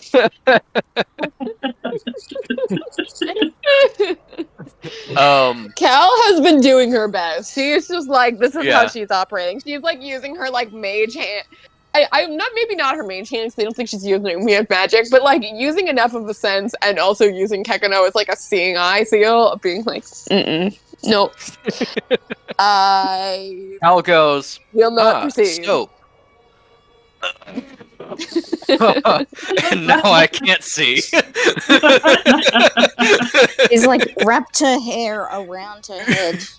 Yeah. Like they. No, she's Curtains realized are if she over. gets her hair entirely wet, it won't go into the frizz mode, and therefore she can just like have it hanging from her in like the fucking ring. That's how you mostly see her. It's just like a giant curtain of like wet curls, and she's like, "This is good enough." Can May roll Arcana? I want to see if there's any like vibes going on magically during this. Yeah, absolutely. Go for it. Also, do a dead body check because that's what her the whole joke It's a was. 9. It's a 9. May's like really too relaxed. She's like, oh, this water is the perfect temperature. This soap smells so nice. My friends are here. Yeah, you're like, my stress is draining away, and then you're also probably like, maybe there's also something magically draining away. I don't know. Yeah, feels good, man. Feels good. Can I do a death sense? Yep. For the death sense, there has not been anyone who has recently died in this room. There is a not that old dead body that's like in that like happened in the shantytown. You don't get the sense that like the body's still there, but it seems like, you know, somebody who kind of passed away, maybe in their sleep, maybe of old age or something like that. Like, doesn't seem to be violent or anything like that. A sickness that went unchecked for a long time. You don't know, but it's considering you were like expecting, you know, the demons to come up and take you. It was kind of like, oh, well, all right. Yeah, Cal's like wringing out her hair and being like, "This is the first pure place I've been to that didn't actually have dead bodies in it." Usually that's a bonus. You got to pay extra for the dead bodies. How many dead animals are there? There is a there is not any that you like really notice. There's definitely been like there's some cattle locally that was slaughtered, you know, in the field beyond the town to get some meat for variety. Yeah, Cal goes, and no dead animals either. They keep things tight here. It's honestly kind of a shame. I love the dead body soaks. Have them all the time. Miss them. Yep. Would identify work on the water? Would identify work on the water? It is technically magically charged. I will say it wouldn't give you like as much information as like an actual magic item, but yeah, it would give you something. Yeah, and you want to do it as a ritual? The ritual is simply being there, like sitting in it. Yes, exactly. Yeah. No, you just need a time where you're not really doing anything. Yeah. Okay, cool. Then yeah, you do your ritual identify. As you sit there and kind of like examine the water, you can tell that like there is magic power here, but it's washing away decently quickly. It's most likely that like the oils and soaps are enchanted rather than the water itself. And you do feel like an effect of calmness. So when you do identify, you essentially get that there is a magical effect on these items that is sort of like creates the feeling of being at peace, like letting go of things that you're really holding on to, things like that. You realize it's both a purification of like mind and body in that way, and it's just kind of helping you relax more. I'll say with an identify spell, you could probably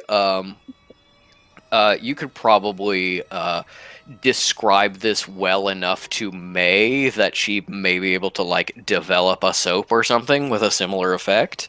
I will say that's kind of what you get with your identify. Okay. Well, they're not going to do that. They're just enjoying having information for themselves and breathing steadily and being like, I don't need a cigarette. Yeah.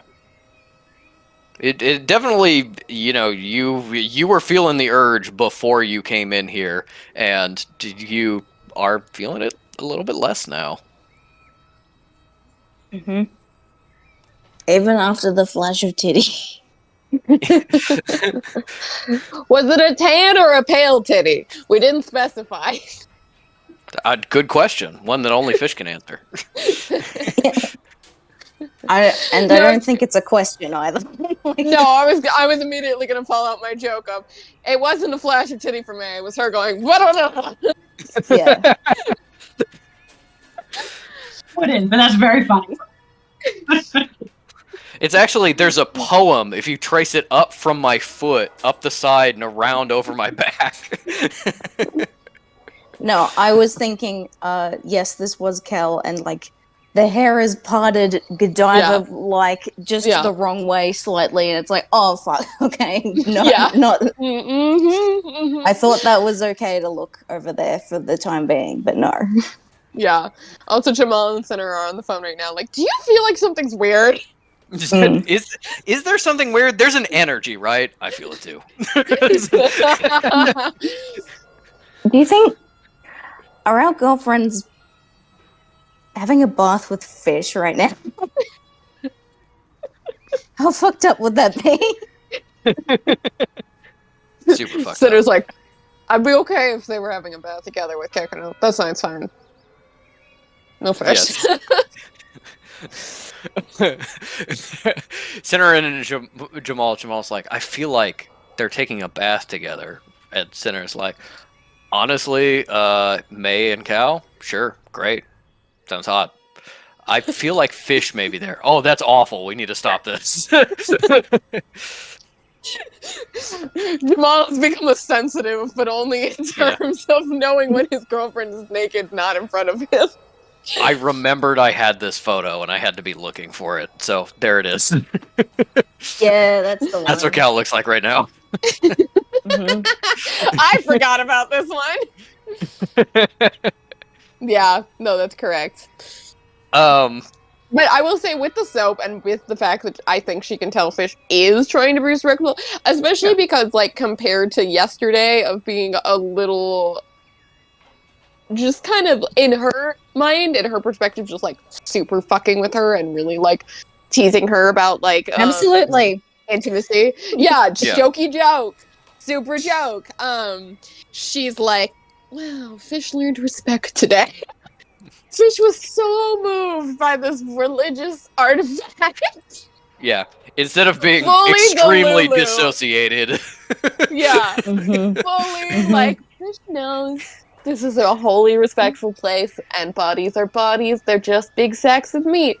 Isn't that great? And that combined with the soap, she's like, I guess things are okay. She's still like absolutely like chin in the water, but and also way closer to May, but is like, I had successfully deluded herself that there was no threat here. Which, I mean, there's no threat. It's just, she is also thinks that means no interest. Mm-hmm. Yep. And Fish is like, as keeping their distance. It's like, all right, you ladies go over there, and I'm in the corner. Yeah. All right. Then the hot spring episode ends as you as the ritual passes and you come out of the bath.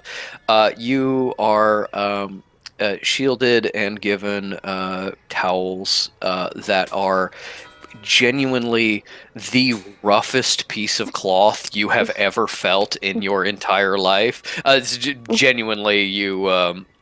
One of the meditation practices in Korea is like rubbing rough cloth against yourself to like awaken the skin and make you Yeah. more aware of your surroundings. was Which like, you just got real relaxed, and now you're getting sandpapered.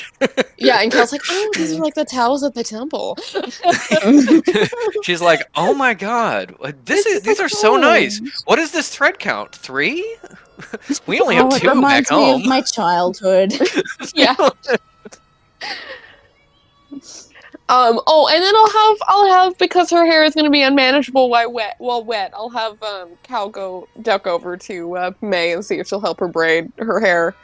Of Oh, course. that's very nice. Yeah. I think Kekino sees that happening and goes over to Fish and is trying to help with Dad's hair. It's looks not that dissimilar, I think, from when Fish got in. It's probably a little bit poofier, and that's about it. But Kekino is like, Step, step, step, step, step, step, step. Put the comb in place. Step, step, Uh, step, step, step, step, step. Thanks, buddy. And here's the thing. Perhaps not the actual comb end, but on the shell end, Kekino has like gets to have a comb of himself. You know? yeah. Yeah. And yeah, It's so very nice. tie up the hair, put the thing in. Like, yeah, looking good, looking handsome. So are you, buddy. Thanks, Dad. I feel so clean, and I got so much submarine time.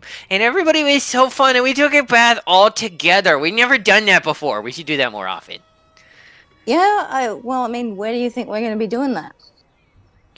Maybe at Caligulus' temple. She's got a big pool. There's a lot of like bones and stuff in it, and they're crunchy and they taste weird. But you know, there's room, so we can go there. It's a little cold, but you know what? There's room, and we can all be there again. Yeah, and when I purified it the one time, you had a great swim around. I bet that's when you were eating the bones. I was about to be like, when did you eat the bone? Yeah. It's okay. We just won't tell her. Every other time I've been in there, Caligulus has been like, "Be careful not to eat the bones," and I go, "Okay." Yeah. Yeah. Do as she says. Yeah, you guys did. Okay, so we have had a nice bath, and now we touch the bell, right? And the attendants are kind of like shuffling you out. And no, it seems like not. You are put in a like white linen robe and led to a area kind of roped off right before the bell and essentially told to meditate. There's incense flowing in and around you that is heavily magically charged, and you can just kind of feel it infusing your senses.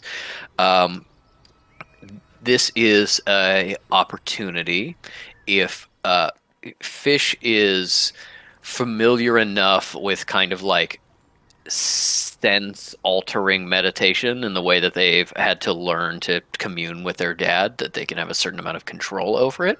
So I'm going to have May and Cal do a little scene, and Fish can either have a little scene that I choose as well, or can use this time to commune with Dad and try to get some more information. You know, take control over this time. Yeah, it's not going to be a commune with Dad. It's more of like, let's get in the mindset of the godly realm. Okay. I would say then give me an Arcana check.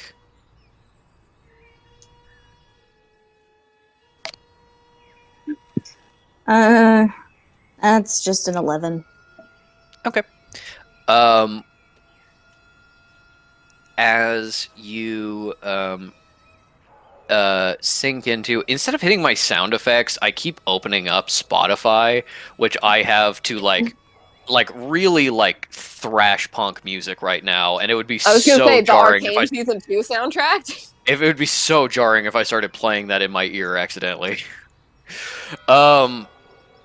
Yes, as you start to relax, the sound fades away.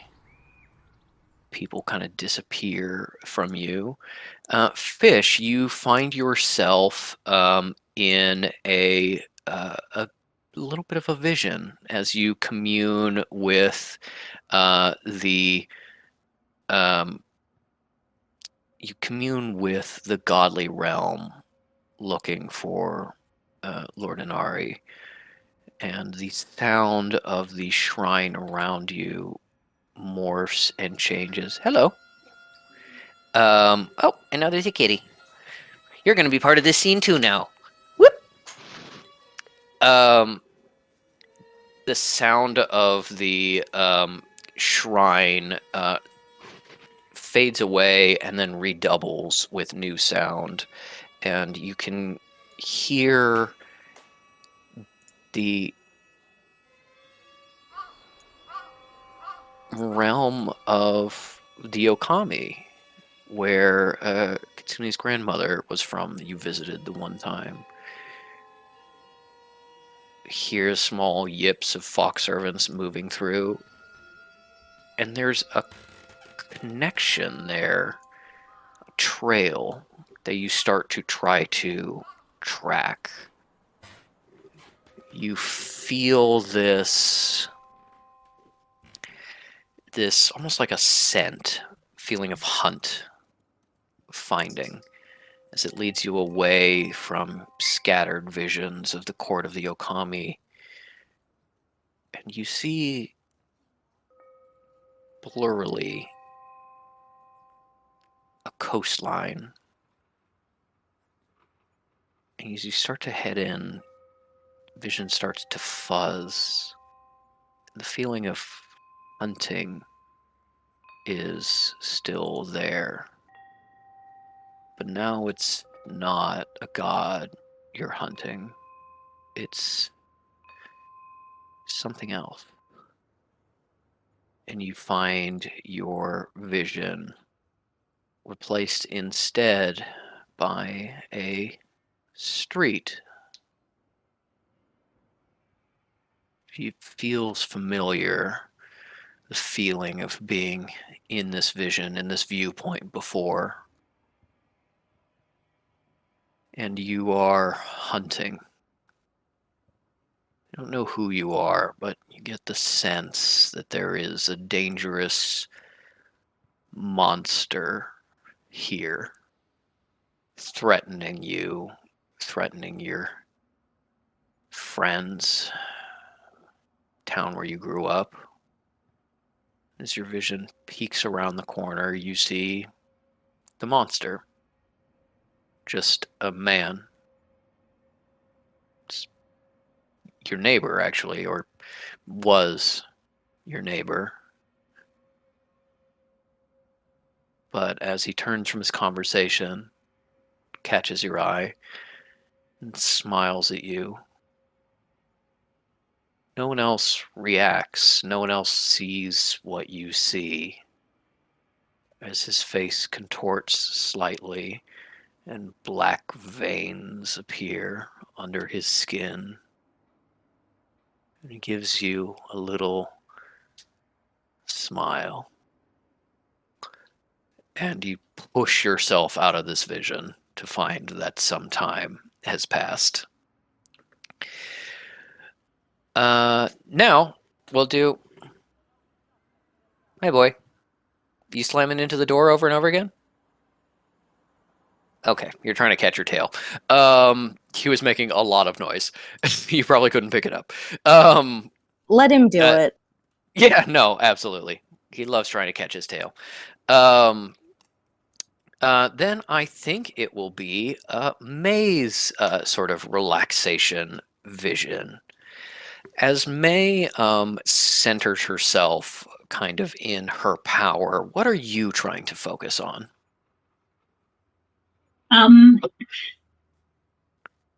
May's trying to, I guess, like prime herself for what will potentially be a very difficult to understand magical object. She wants to be in a space where she can understand this object and its twin as much as possible. And like and to a point where she could theoretically fix it if something like awful happened to it. You set yourself in this headspace of fixing, of improving, of understanding. Give me an Arcana check.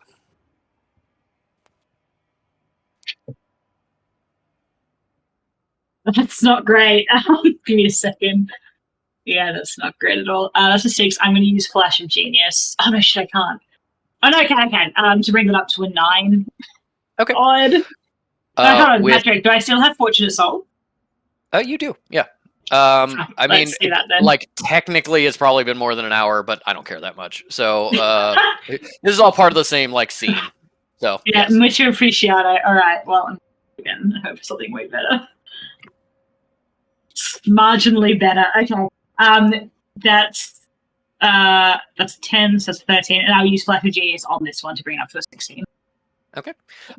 With a 16, you are thinking about repair and understanding the moving pieces of magic and magical artifacts.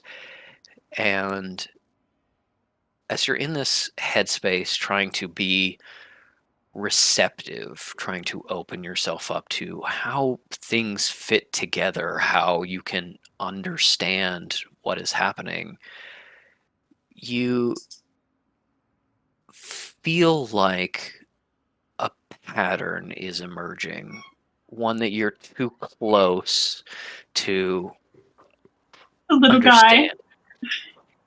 I wasn't petting him. He stopped chasing his tail, and there was a full, 3 seconds I didn't have my hands on him, and that's unacceptable. It's purring so loud. You feel like there's a pattern that you're too close to see. It might have to do with the bell. It might not, but there's something there. If you feel like you want to mentally try to capture that, to step back and see the tapestry, you can make that choice. Yeah, absolutely.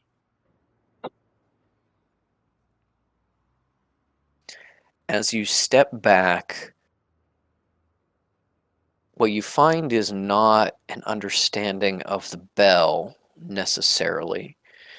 You think of connection between the bell and its twin. You think about connection between the north and south, the connection between the people and the land, maybe even the connection between Fish and Jonas to a certain extent, and a connection to you and your history, your connections to Egypt, your connections to Sinner, and in this web, you take a mental step back and you see a little bit of the pattern, just a corner of what you realize was put in your mind those years ago of the ancients, their locations, the possible other facilities. You remember there was one in South Korea, you think? It could be over the border, but no, you'd think it was most likely farther to the south. That was the sense that you got. You notice a pattern you never noticed before. Not something simple, something complicated. Permutations on permutations. You feel like perhaps motherfucker just grabbed one of my dice in his mouth and ran away with it. What do you roll? What do you roll? I don't know. He immediately shoved it under the door, so it's no longer in the room. He was being so sweet before he did that. You're such a dick. You. I'll go investigate. You understand.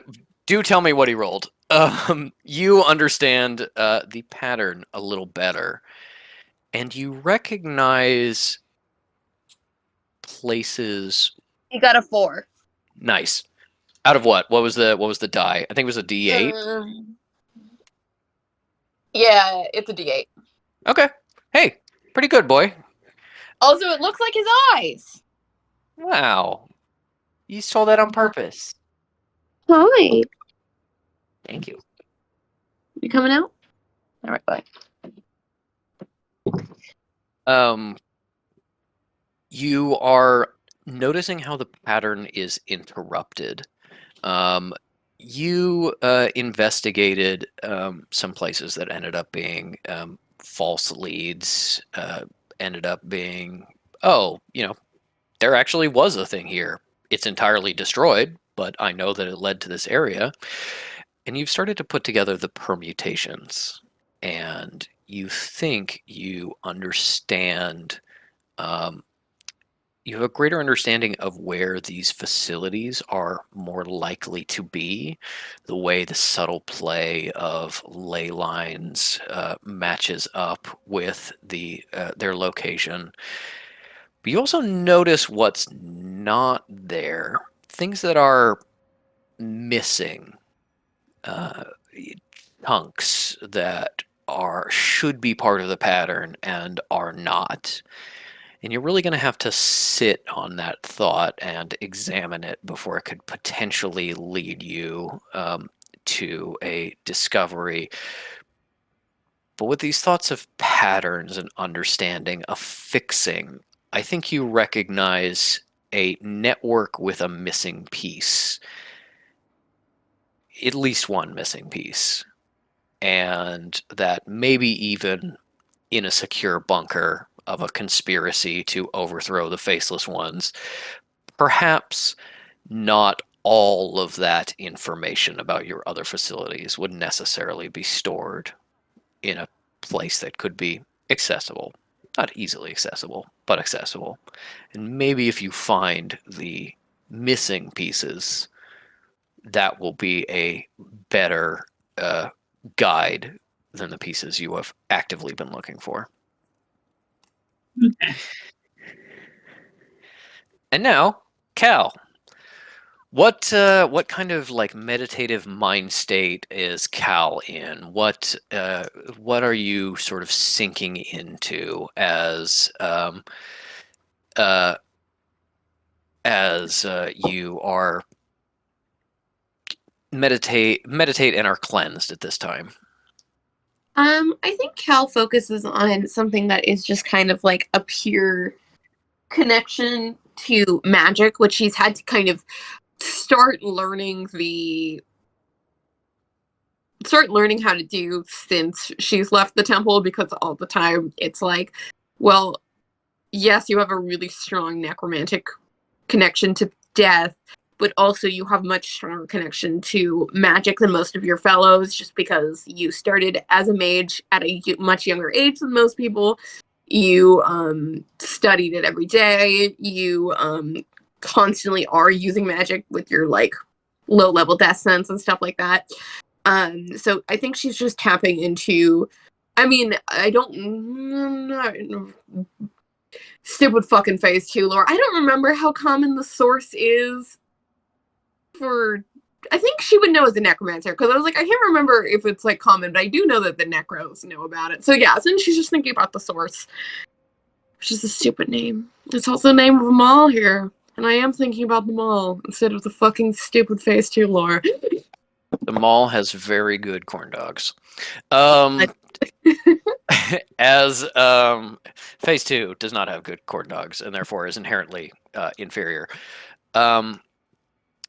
As you put yourself in this position, the way in which Cal exists, necromancer, yes, but also mage.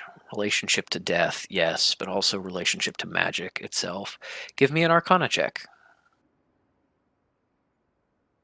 Okay.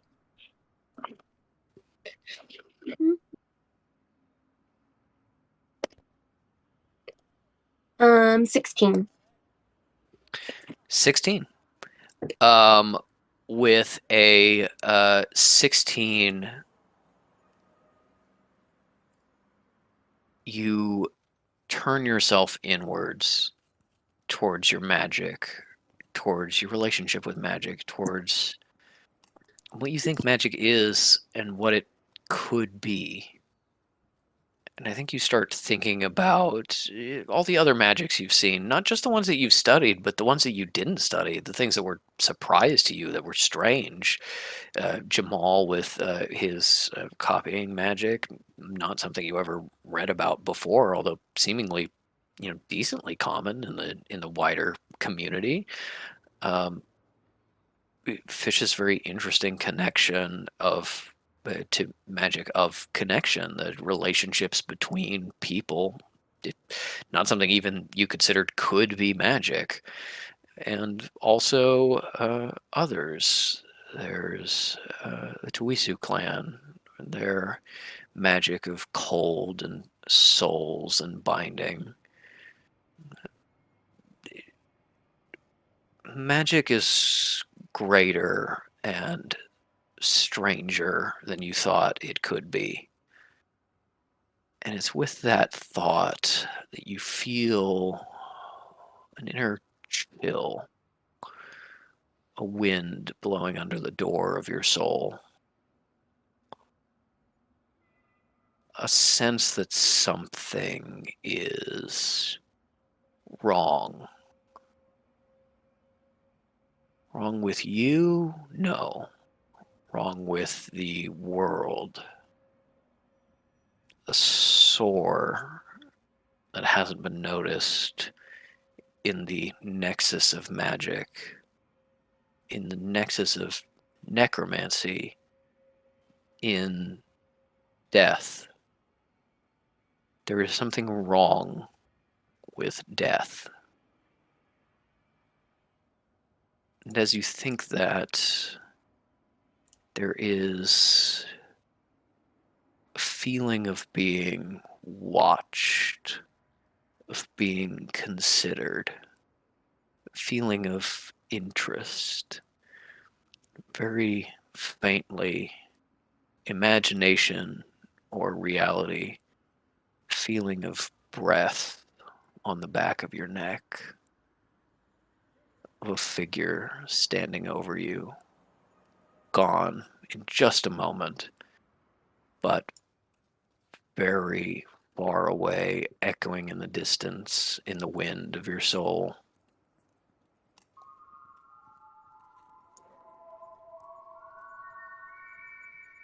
Whistling.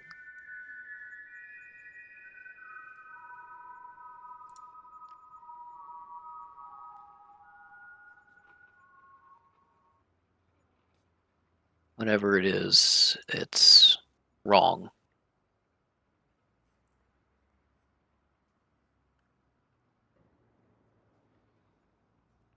And as the three of you contemplate these things, Fish, the connection to this god, May, fixing things, the bigger picture, Cal, this nexus of magic and how it works with and through the people, without any communication, without any thought or word between it, you all find yourself standing up at the same time and reaching forward to touch the bell, almost before you know what you're doing, as the sounds of the shrine around you come back to your attention.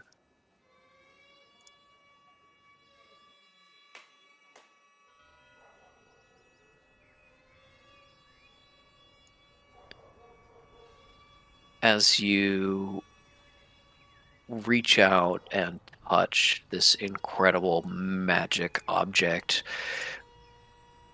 there's a slight hitch, as if something tried to grab hold of you in some way and couldn't, before flowing back around you, your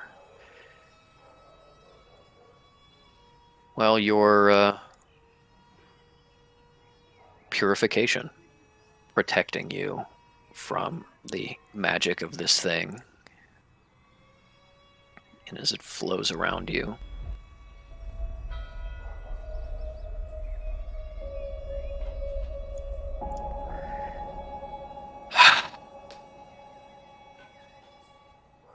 you feel it and understand more about this object.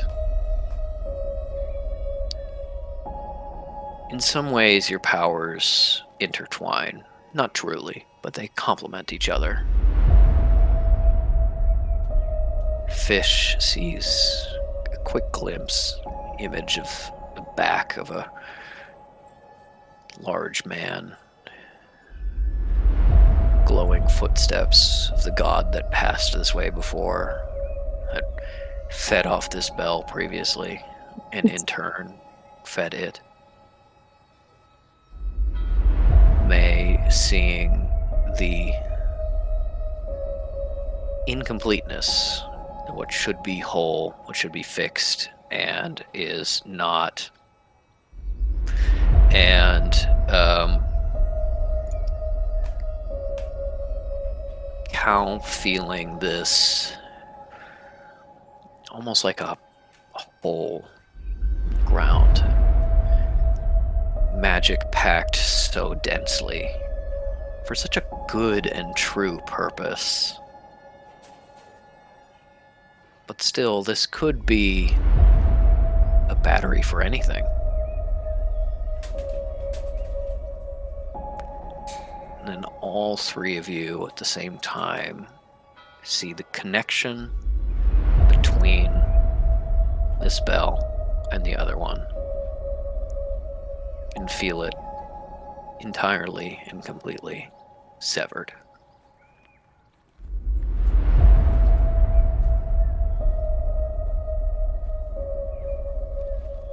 with your understanding, you know that it's not wholly necessary. These bells could ring in tandem again and still have this effect. Maybe less powerful, less consistent, more difficult to pull off.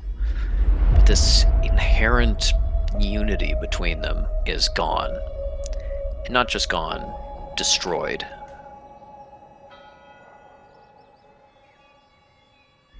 But the image is in your mind of a bell somewhere to the north. The location starting to fix in your subconscious as you follow where this connection should be. And you know where to go. And you feel a bit of magic. One fish could recognize, and you all can't. The smelling of rice cakes and good drinks and laughter and full stomach after a hard day's work. God's magic. That is the way he went. Followed this very path, in fact, this connection between the two bells, the one that no longer exists. And with that, the ritual is complete. And you feel you have learned all you can from this process.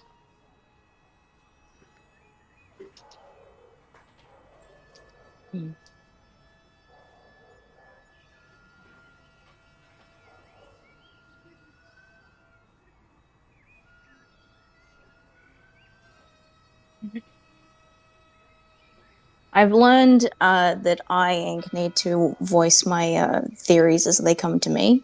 Yeah, so we don't accuse you of cheating.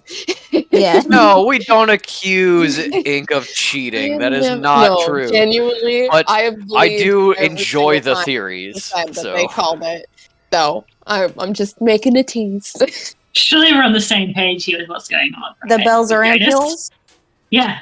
Yeah. Ooh. Yeah. Jonas is like, yummy! Num num num! Trying to get in it.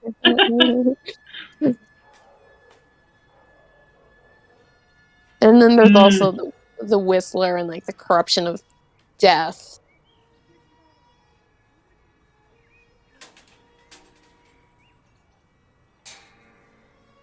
I'm so bad at these fucking deep fucking theories. I'm like, look, I can tap into Derek Laney's stupid ass brain and his dumb fucking plots, and I'm like, got it, loud and clear. Yeah. Patrick has smart plots, and I'm like, I don't know, this man reads Brandon Sanderson. So my thought is that, like, whatever Jonas is trying to do to get to the Faceless Ones involves, obviously, interdimensional travel. Like, and we kind of know that, like, death is itself kind of a separate realm. Maybe he's actually fucking with that, which is how we're getting the blight, for lack of a better word, upon magic. It's leeching in. There are #confirmed layers of realities. Yeah. It's simply a matter of traveling between them. Yeah. And I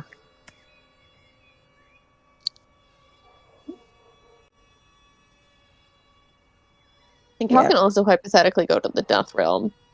Let's check out some dogs. Some weird fucked up dogs. Weird fucked up dogs. I will say it is a thing of being like, being like, you are allowed to go to the Death Realm. That is not inherently heretical. It's also kind of like, it's gonna make people side eye you a little bit about being like, yeah, why though?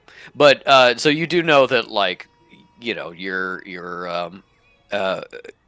necromancers will be able to, like, give you a lot of information on, like, how to do that safely, but will also be like, but kind of why do you want to know? Hypothetically, for theories and my novel I'm writing. Yeah. It's called Gideon the Ninth. Into the river we go, baby. Yeah. Yeah. You can Stoma. you can genuinely yes, going through the stoma and out the other Stoma. side. That's what Jonas is doing. No, you can give me a religion check about like how you can try and find like going into death information. Okay. Cal takes a vacation to Necropolis. Yeah. And it's an 18. Okay. There are, with an 18, you know that going into death is most akin to kind of soul magic necromancy, which is the kind that is like, well, death sense is that, but all the other necromancers are like, other than death sense, we're kind of like, that's weirdo shit. Technically that's part of our religion, but a little bit weird. But the like outside of European mainstream temple thought is much more like kind of focused on that area, and specifically kind of like the old temples, the old necromancer communities like in the Middle East are very are focused on that kind of thing, as well as the necropolises, which is plural, because just as there are 3 grand temples of the necromancers, there are 3 necropoli. And that is the kind of thing of like, these are really important to necromancy as a religion, but also that's weirdo shit. We don't want to deal with it. So... you do know that like approaching a necropolis is where the like people that make the necropolis is, let me explain it this way. The people that make Tinnitus look like a totally normal and reasonable person live in the necropolis. So it is a thing. Skullduggery's wife. Yeah, it's Skullduggery's wife. And I think even with a 19, Cal doesn't necessarily know if like the necropolis is literally like a doorway to death, or like a place where the veil has been like weakened in such a way that you can kind of like see in, or what is that. You do know that there is kind of like a specific like monastic order essentially of necromancers who to a certain extent make them like kind of sort of half dead, and those are the ones who live in the necropolis. They're a lot of the ones who did the work on being like, hey, the Deathbringer is probably a thing for this and this reason, like really like deep questions about necromancy that everyone else is like, yeah, thanks guys, don't invite that guy again. So that is a thing of being like, you can absolutely try to approach those avenues, reach out, send some messages, something like that. Going straight to the necropolis is pretty extreme, and you may need to kind of like lay some groundwork for it. Okay. Yeah. I'm so sorry. I'm gonna blame sick spaciness. How relevant would Cal feel that is, as they kind of are having this like exploration theory space? Is that like something where she's like, that's something that's a tomorrow Cal's problem, or is it like that is something that like seems to be directly relevant to this particular case and mission?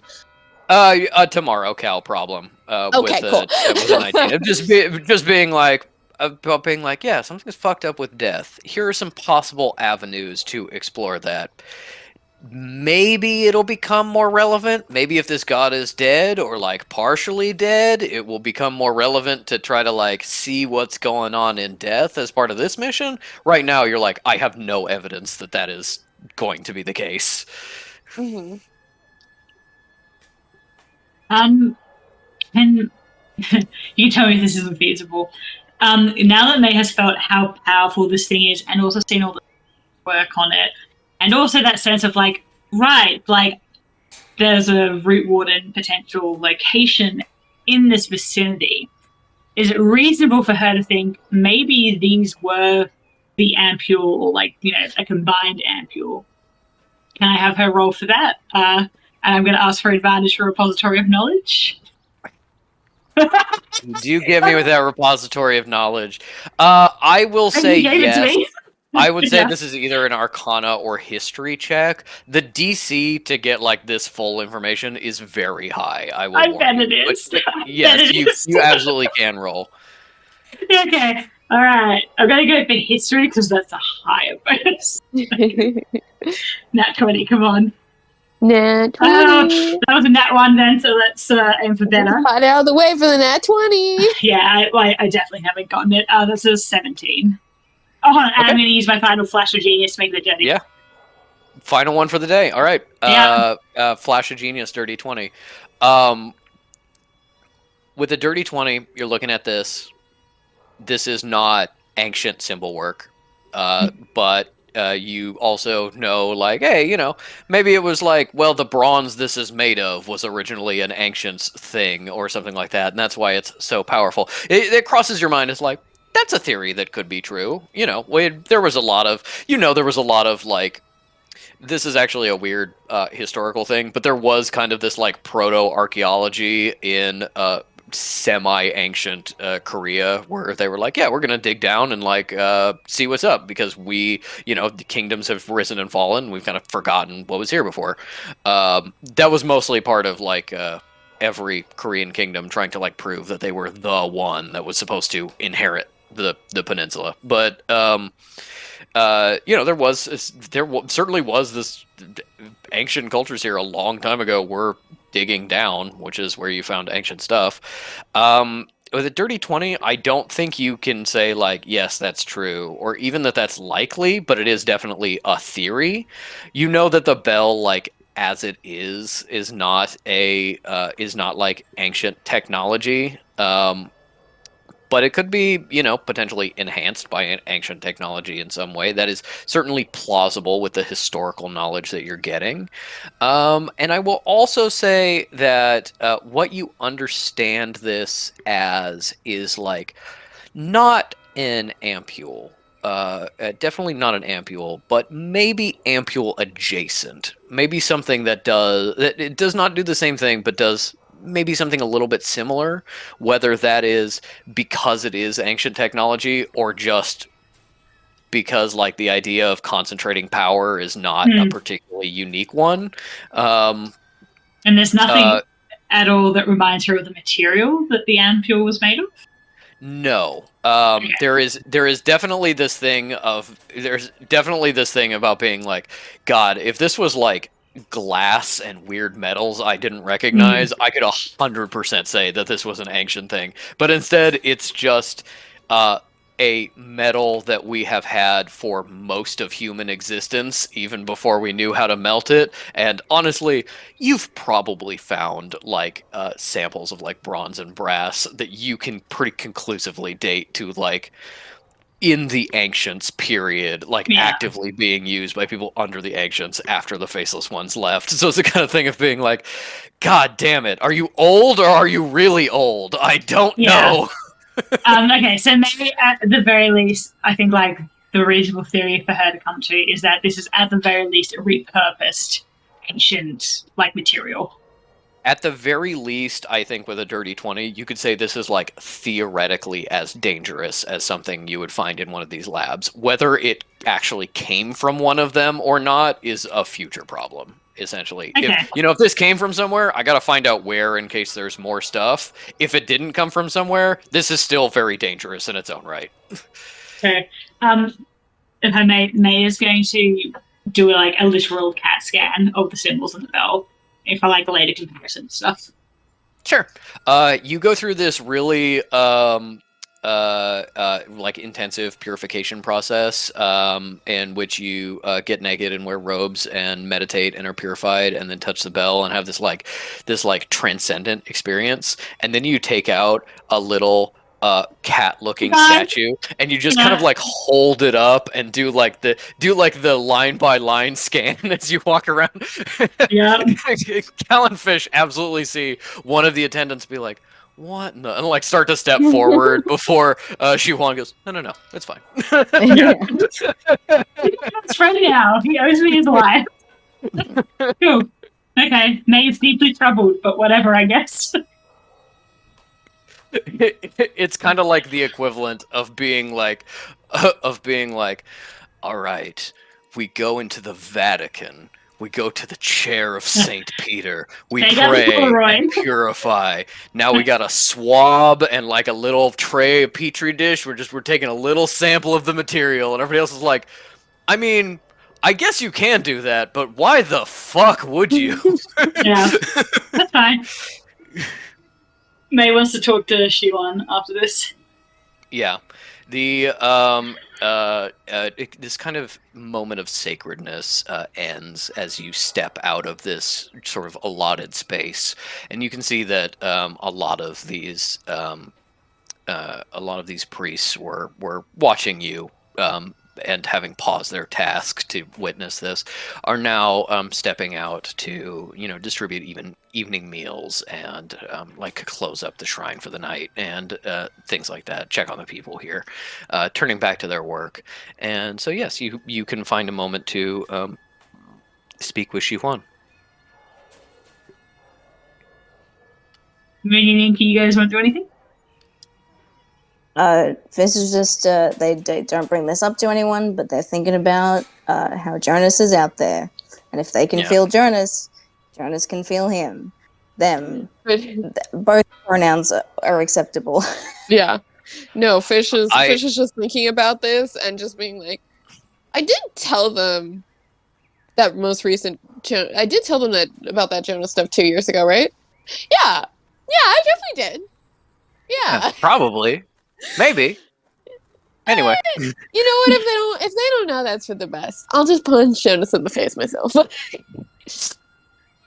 I will say, to a certain extent, Fish knows what the connection is and where that connection is.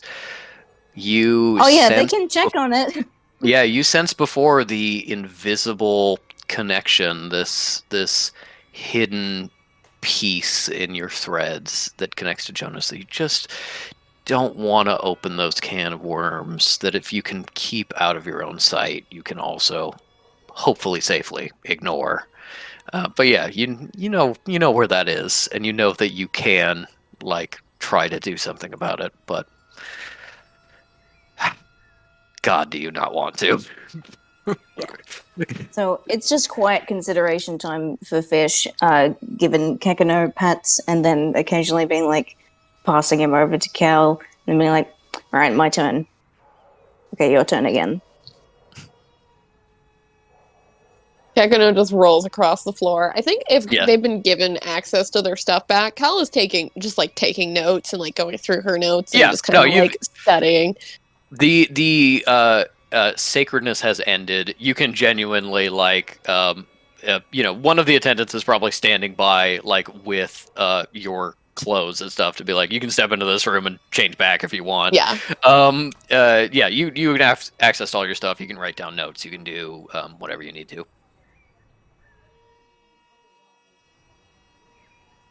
I don't know. I think at some point she might call Jamal and be like, all right, adding a bunch of other shit for you to research. Also, you cool with me being in North Korea, right? Right, okay. But that doesn't have to be now. And Jamal goes, what? And then calls Sinner, and that causes problems.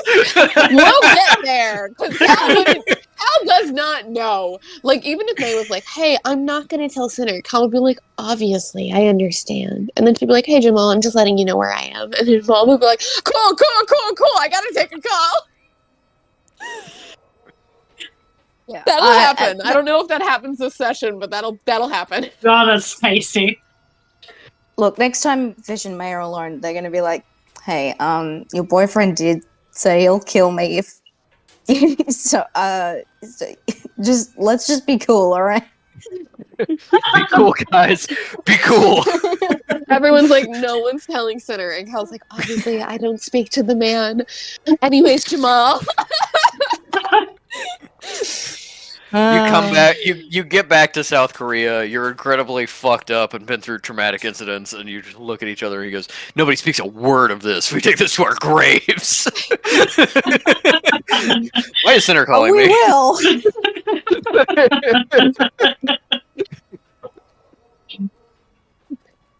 Pack of silence, pack of silence, pack of silence. Great. Yep. Shamar's Yep. just here like, oh my god. Jesus. All right. Yeah. What does May want to express? May wants to convey exactly what she's learned about the bell, that it's the connection between it and the pair, its twin, has been severed, and that if they might be able to access, a very reduced version of its power, but unless it's mended or something else intervenes, it'll never work like it did again. And in a way that is like profoundly sorry, and with like the clear implication of like, when we get there, we will do everything within our power to at the very least begin the process of like mending this power. And anything you might know about it would be helpful. He essentially expresses that hey, I'm, the head priest here. You probably noticed that. I keep track of this thing. I work on it day to day. I'm also with our equivalent to the sanctuary. I've got access to records. I can go back in time. So when I say I have no fucking idea how this thing was made or how to fix it, you can believe that is the absolute truth. Yeah, did he already know that it was fucked?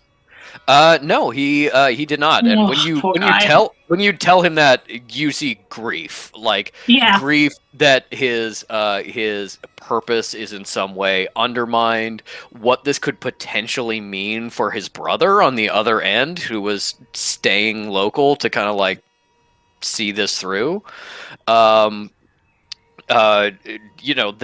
loss of history, and just once again that Spike driving home about what used to be two countries what used to be one country is now two, and that divide is going to continue to grow until we're never the same again. A lot of grief with learning that information, but he's keeping a strong back. He's unbowed by it, and if anything, it makes him more determined to help you get there and at least see what's up. Yeah, cool. I just feel real fucking bad with very bad news. What are you gonna do? He pulls out a little cloth wrapped package that he hands to you, and as you open it, you see it's it may be a scarf, it may be a cloth belt. It's a long stretch of a cloth that is clearly a little bit older, a little worn, and inside is the sensory stone and a small piece of jewelry, just like a single earring. You take that with you, and he bows very deeply to you. May returns it. Yeah. Woof. Well, if you are going to do this thing, I suppose we need to figure out how. I'll help in any way I can. I appreciate it deeply. And then I guess maybe turn back to the others, because it's evening now, right? Mm-hmm. Yeah, and it's kind of shall we return tomorrow once we gather our things back from the hotel? Yeah, I mean, we're not leaving without our stuff, right? Are we amenable to start leaving sooner? Take our stuff and start trying to get how are we getting there?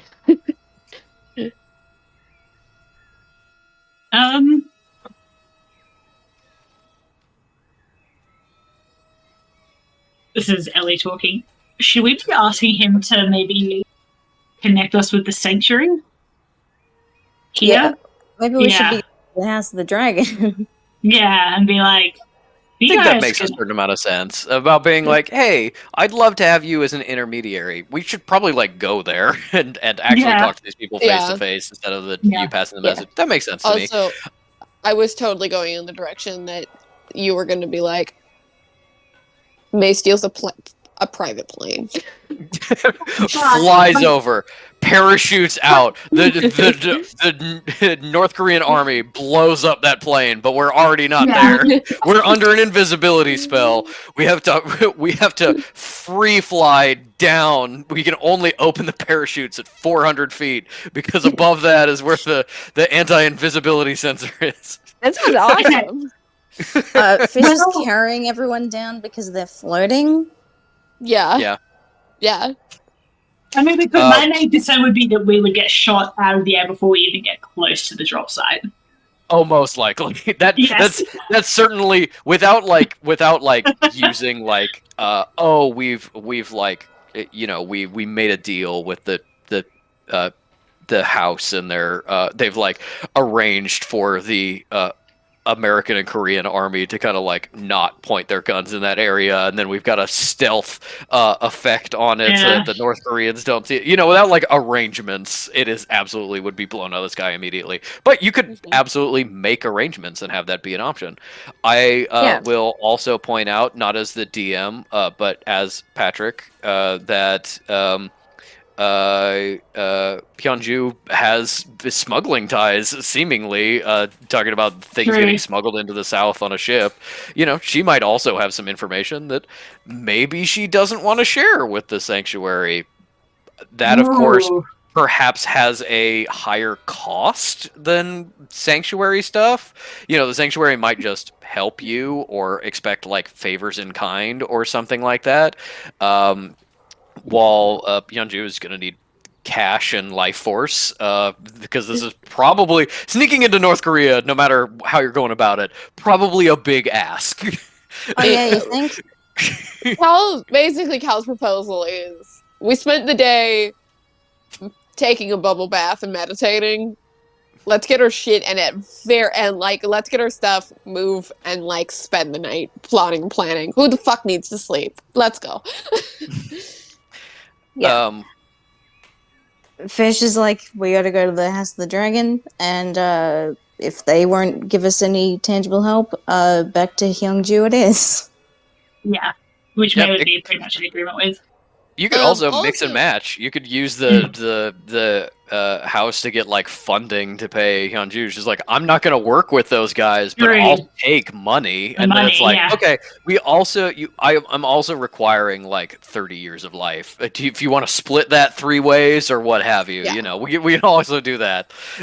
Also, Cal is going to use the mind connection to say this, but she's also like, I haven't pursued anything in regards to the necromancers of this region. I'm trying to avoid any necromancer, maybe possibly making a connection that I'm here, but you know, they may have access and through shadow walking and different realms and stuff like that would allow us to have safe passage. This is what I would consider a last resort. Yeah. I have no idea if they're in Pagan's pocket. I mean, you think it's pretty unlikely. You both know that, like, this is not even a check. You know that, like, necromancers in Asia are pretty thin on the ground. There's not a whole lot of them. It's like a place where people are like actively recruiting and proselytizing to like expand necromancy, and it's not really working at this point. And the reason is going back to what you learned before from Sexy Death Man, Wreath, who I was about to be like, you're gonna have to be more specific. Who was like hey, you know, that's when we had the conversation about essentially the death cults, which were the necromancer adjacent, where the more conservatives are like, well, I mean, they're heretics, maybe they're good for being converted, while the more progressive necromancers are like, they're not necromancers, you know, they're less than necromancers, but they're also like in some ways are like magical cousins, so we will like keep an eye on them, and maybe that's a better way to kind of bring them into the fold. So you know that like there are necromancer equivalent powers in this region. Actual necromancers are pretty thin on the ground, and the necromancers that are here may know Pagan, may even have a relationship with Pagan, are absolutely not in Pagan's pocket unless Pagan has been making big money moves that you are not aware of. Then I will amend it to be less paranoid and both of being like less paranoid in the fact of less certainty, but more paranoid in the fact that she's going, and then they might do this, and then they might do this, and they might do this, and they might do this, and they might do this. Catastrophizing. Yeah. If you reach that point, it's basically like that bit in a movie where it's like, well, I guess there's one person we can go to, my family, and then everybody else is like, we were talking about selling our life force and you had people you could just go to? What the fuck? And I was like, they might hate me too. I don't know. Maybe they hate me for separate reasons from Pagan. Yeah. Maybe they're like the Hawaiians. Maybe they just kill the necromancers on site. And that's why there's not many here. No, that would be really funny if she's like, this is the worst case scenario. And May's like, that sounds like a pretty decent case scenario, actually. And Cal's like, okay, I'm going to try something else left. and Fish goes, what? There are necromancers here. I legit just didn't think that they were here. Otherwise, we would have been using them from the start. Cal glares at them and being like, I told you. I said I don't want to have a necromancer present. Don't you get like free necromancer hotels or something like that? Why are we paying for this? Well, why is May paying for this? Yeah. Don't you have like $1,000 in rewards? What the fuck? I wouldn't have stayed in a Best Western if I knew there was a Necro Inn available. They have continental breakfasts. They could have put me in cigarette rehab. Yeah, I like to imagine they have this argument to some form, and Cal's like, fine, okay, fuck it, fine, we can call the necromancers.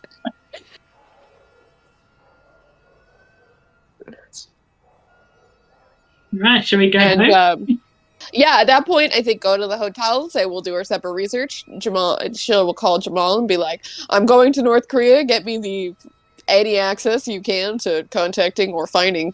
I'm sorry, again, brain fog. I think we did do hold on Korean for just research. one moment. Sorry, I don't know if it was our internet or something. For just a moment, all of this shut down and then came back. There was like 5 seconds where I could not hear or see any of you. It never happened to me. Look at the all paw. like alerts all over my screen. Well, no, that didn't happen to me. Oh, I was saying we go back to hotel. We call people. I'll call Jamal. I think I already had him research necromancy in Korea for me. Correct me. Yeah, we did that already. Yes, you did. Thank you, recording launcher. It is the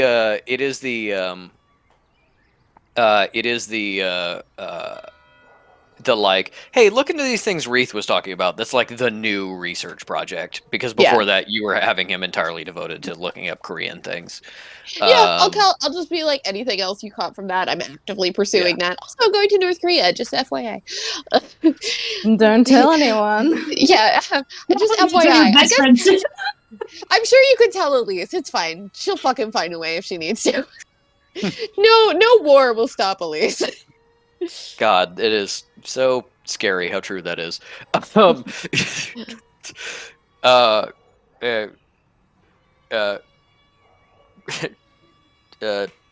Kim Jong-un, or at this point I think it was still Kim Il-sung. I don't remember the exact timing of when that changeover took place. It's just like, this is my new mistress. And then Elise is like, hi! I just cured his cancer. Easy. Christ. Oh, should I give him the cancer back? I can do that when we're leaving. Will I not tell him about the eugenics? No, that's probably a bad idea.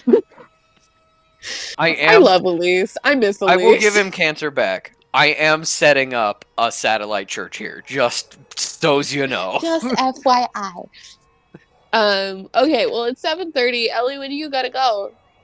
Like 25? Not too much longer. So I will say we will kind of wind down.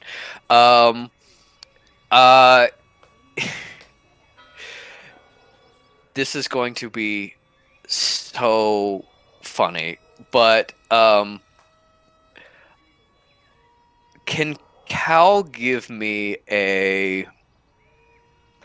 just a raw intelligence check, because you're thinking about calling Jamal and communicating with the necromancers? Yeah. Okay. I'm so scared. I'm like scared I'm being stupid somehow. Regular intelligence, so the one on the okay. That would just be 18. Raw intelligence one, the big one. Okay. It would be 18. 18. All right. 18, you're like, all right, communicate with the necromancers. I know sort of where they're based because I got that information from Jamal. I can reach out and talk to them. And then you kind of like, when you got this information, you hadn't been to Korea yet. Mm-hmm. And now you have. And you're like looking at the little note you made in your notes about like the address. And you're like, wait a second. When getting local information from the receptionist, May got information about a weird gang wearing all black moving into the edge of the Flusher district and seemingly really like weird and fucked up for some reason. And you're like, this is actually pretty close to our hotel. May, isn't that such a weird coincidence? And May's like, oh god. I remember that, and I was like, "Oh, put a pin in that," and then I forgot. I knew immediately. I should have fucking said it. I knew it too, but I just didn't remember to like write it down or be like, "This is pursue." But yeah, okay. Well, Cal I was genuinely like, I'll slip that in. They're probably not gonna seek out the necromancers. Most likely, they will entirely ignore those people, and it will just be a fun little reference for me only. No, I think the joke about Cal being like, I could go see my relatives who live here and are super rich, like that kind of thing, and everybody being like, yeah, bitch. Yeah. Let's we go. could. Yeah, that sounds like a great idea, actually. So I think they get their stuff, and then Cal's like, all right, I guess this is around the corner if anybody would like to accompany me. It is not literally around the corner. It is absolutely that part of town. Yeah. Take another taxi. Yeah. Oh. It's like, okay, so if we go like north and a little bit east, we reach where Hyunju and our gang friends were hanging out. If we instead go quite a bit farther east and then we just go north a little bit, that's where the necromancers are. It's definitely like, yeah, you still get a rickshaw. It's only like an extra like 10 minutes. Yeah. Yeah. My thing is, isn't it? It's on. Oh, I was just gonna say, Cal puts on extra bones under her clothes just so it's an immediate reading of like not having to be like, hello. It's like, well, the girl who just arrived covered in bones is probably one of us. My question is going to be, isn't it like quite late at night by the time we get back? It's by the time you get back, it's definitely like after dinner, and you probably need to stop and eat somewhere. But then it's just Cal's like yeah, Cal is absolutely at this point a insomniac workaholic. So she's like, all right. I guess maybe we keep our stuff here just for like a couple more hours, and then we pick it up. We'll probably be heading back out here back to the shrine like maybe 2 or 3 a.m. That's early checkout, but that's fine. So then we'll just leave our stuff here and we'll chat with the necromancers. You're all probably like, oh my god.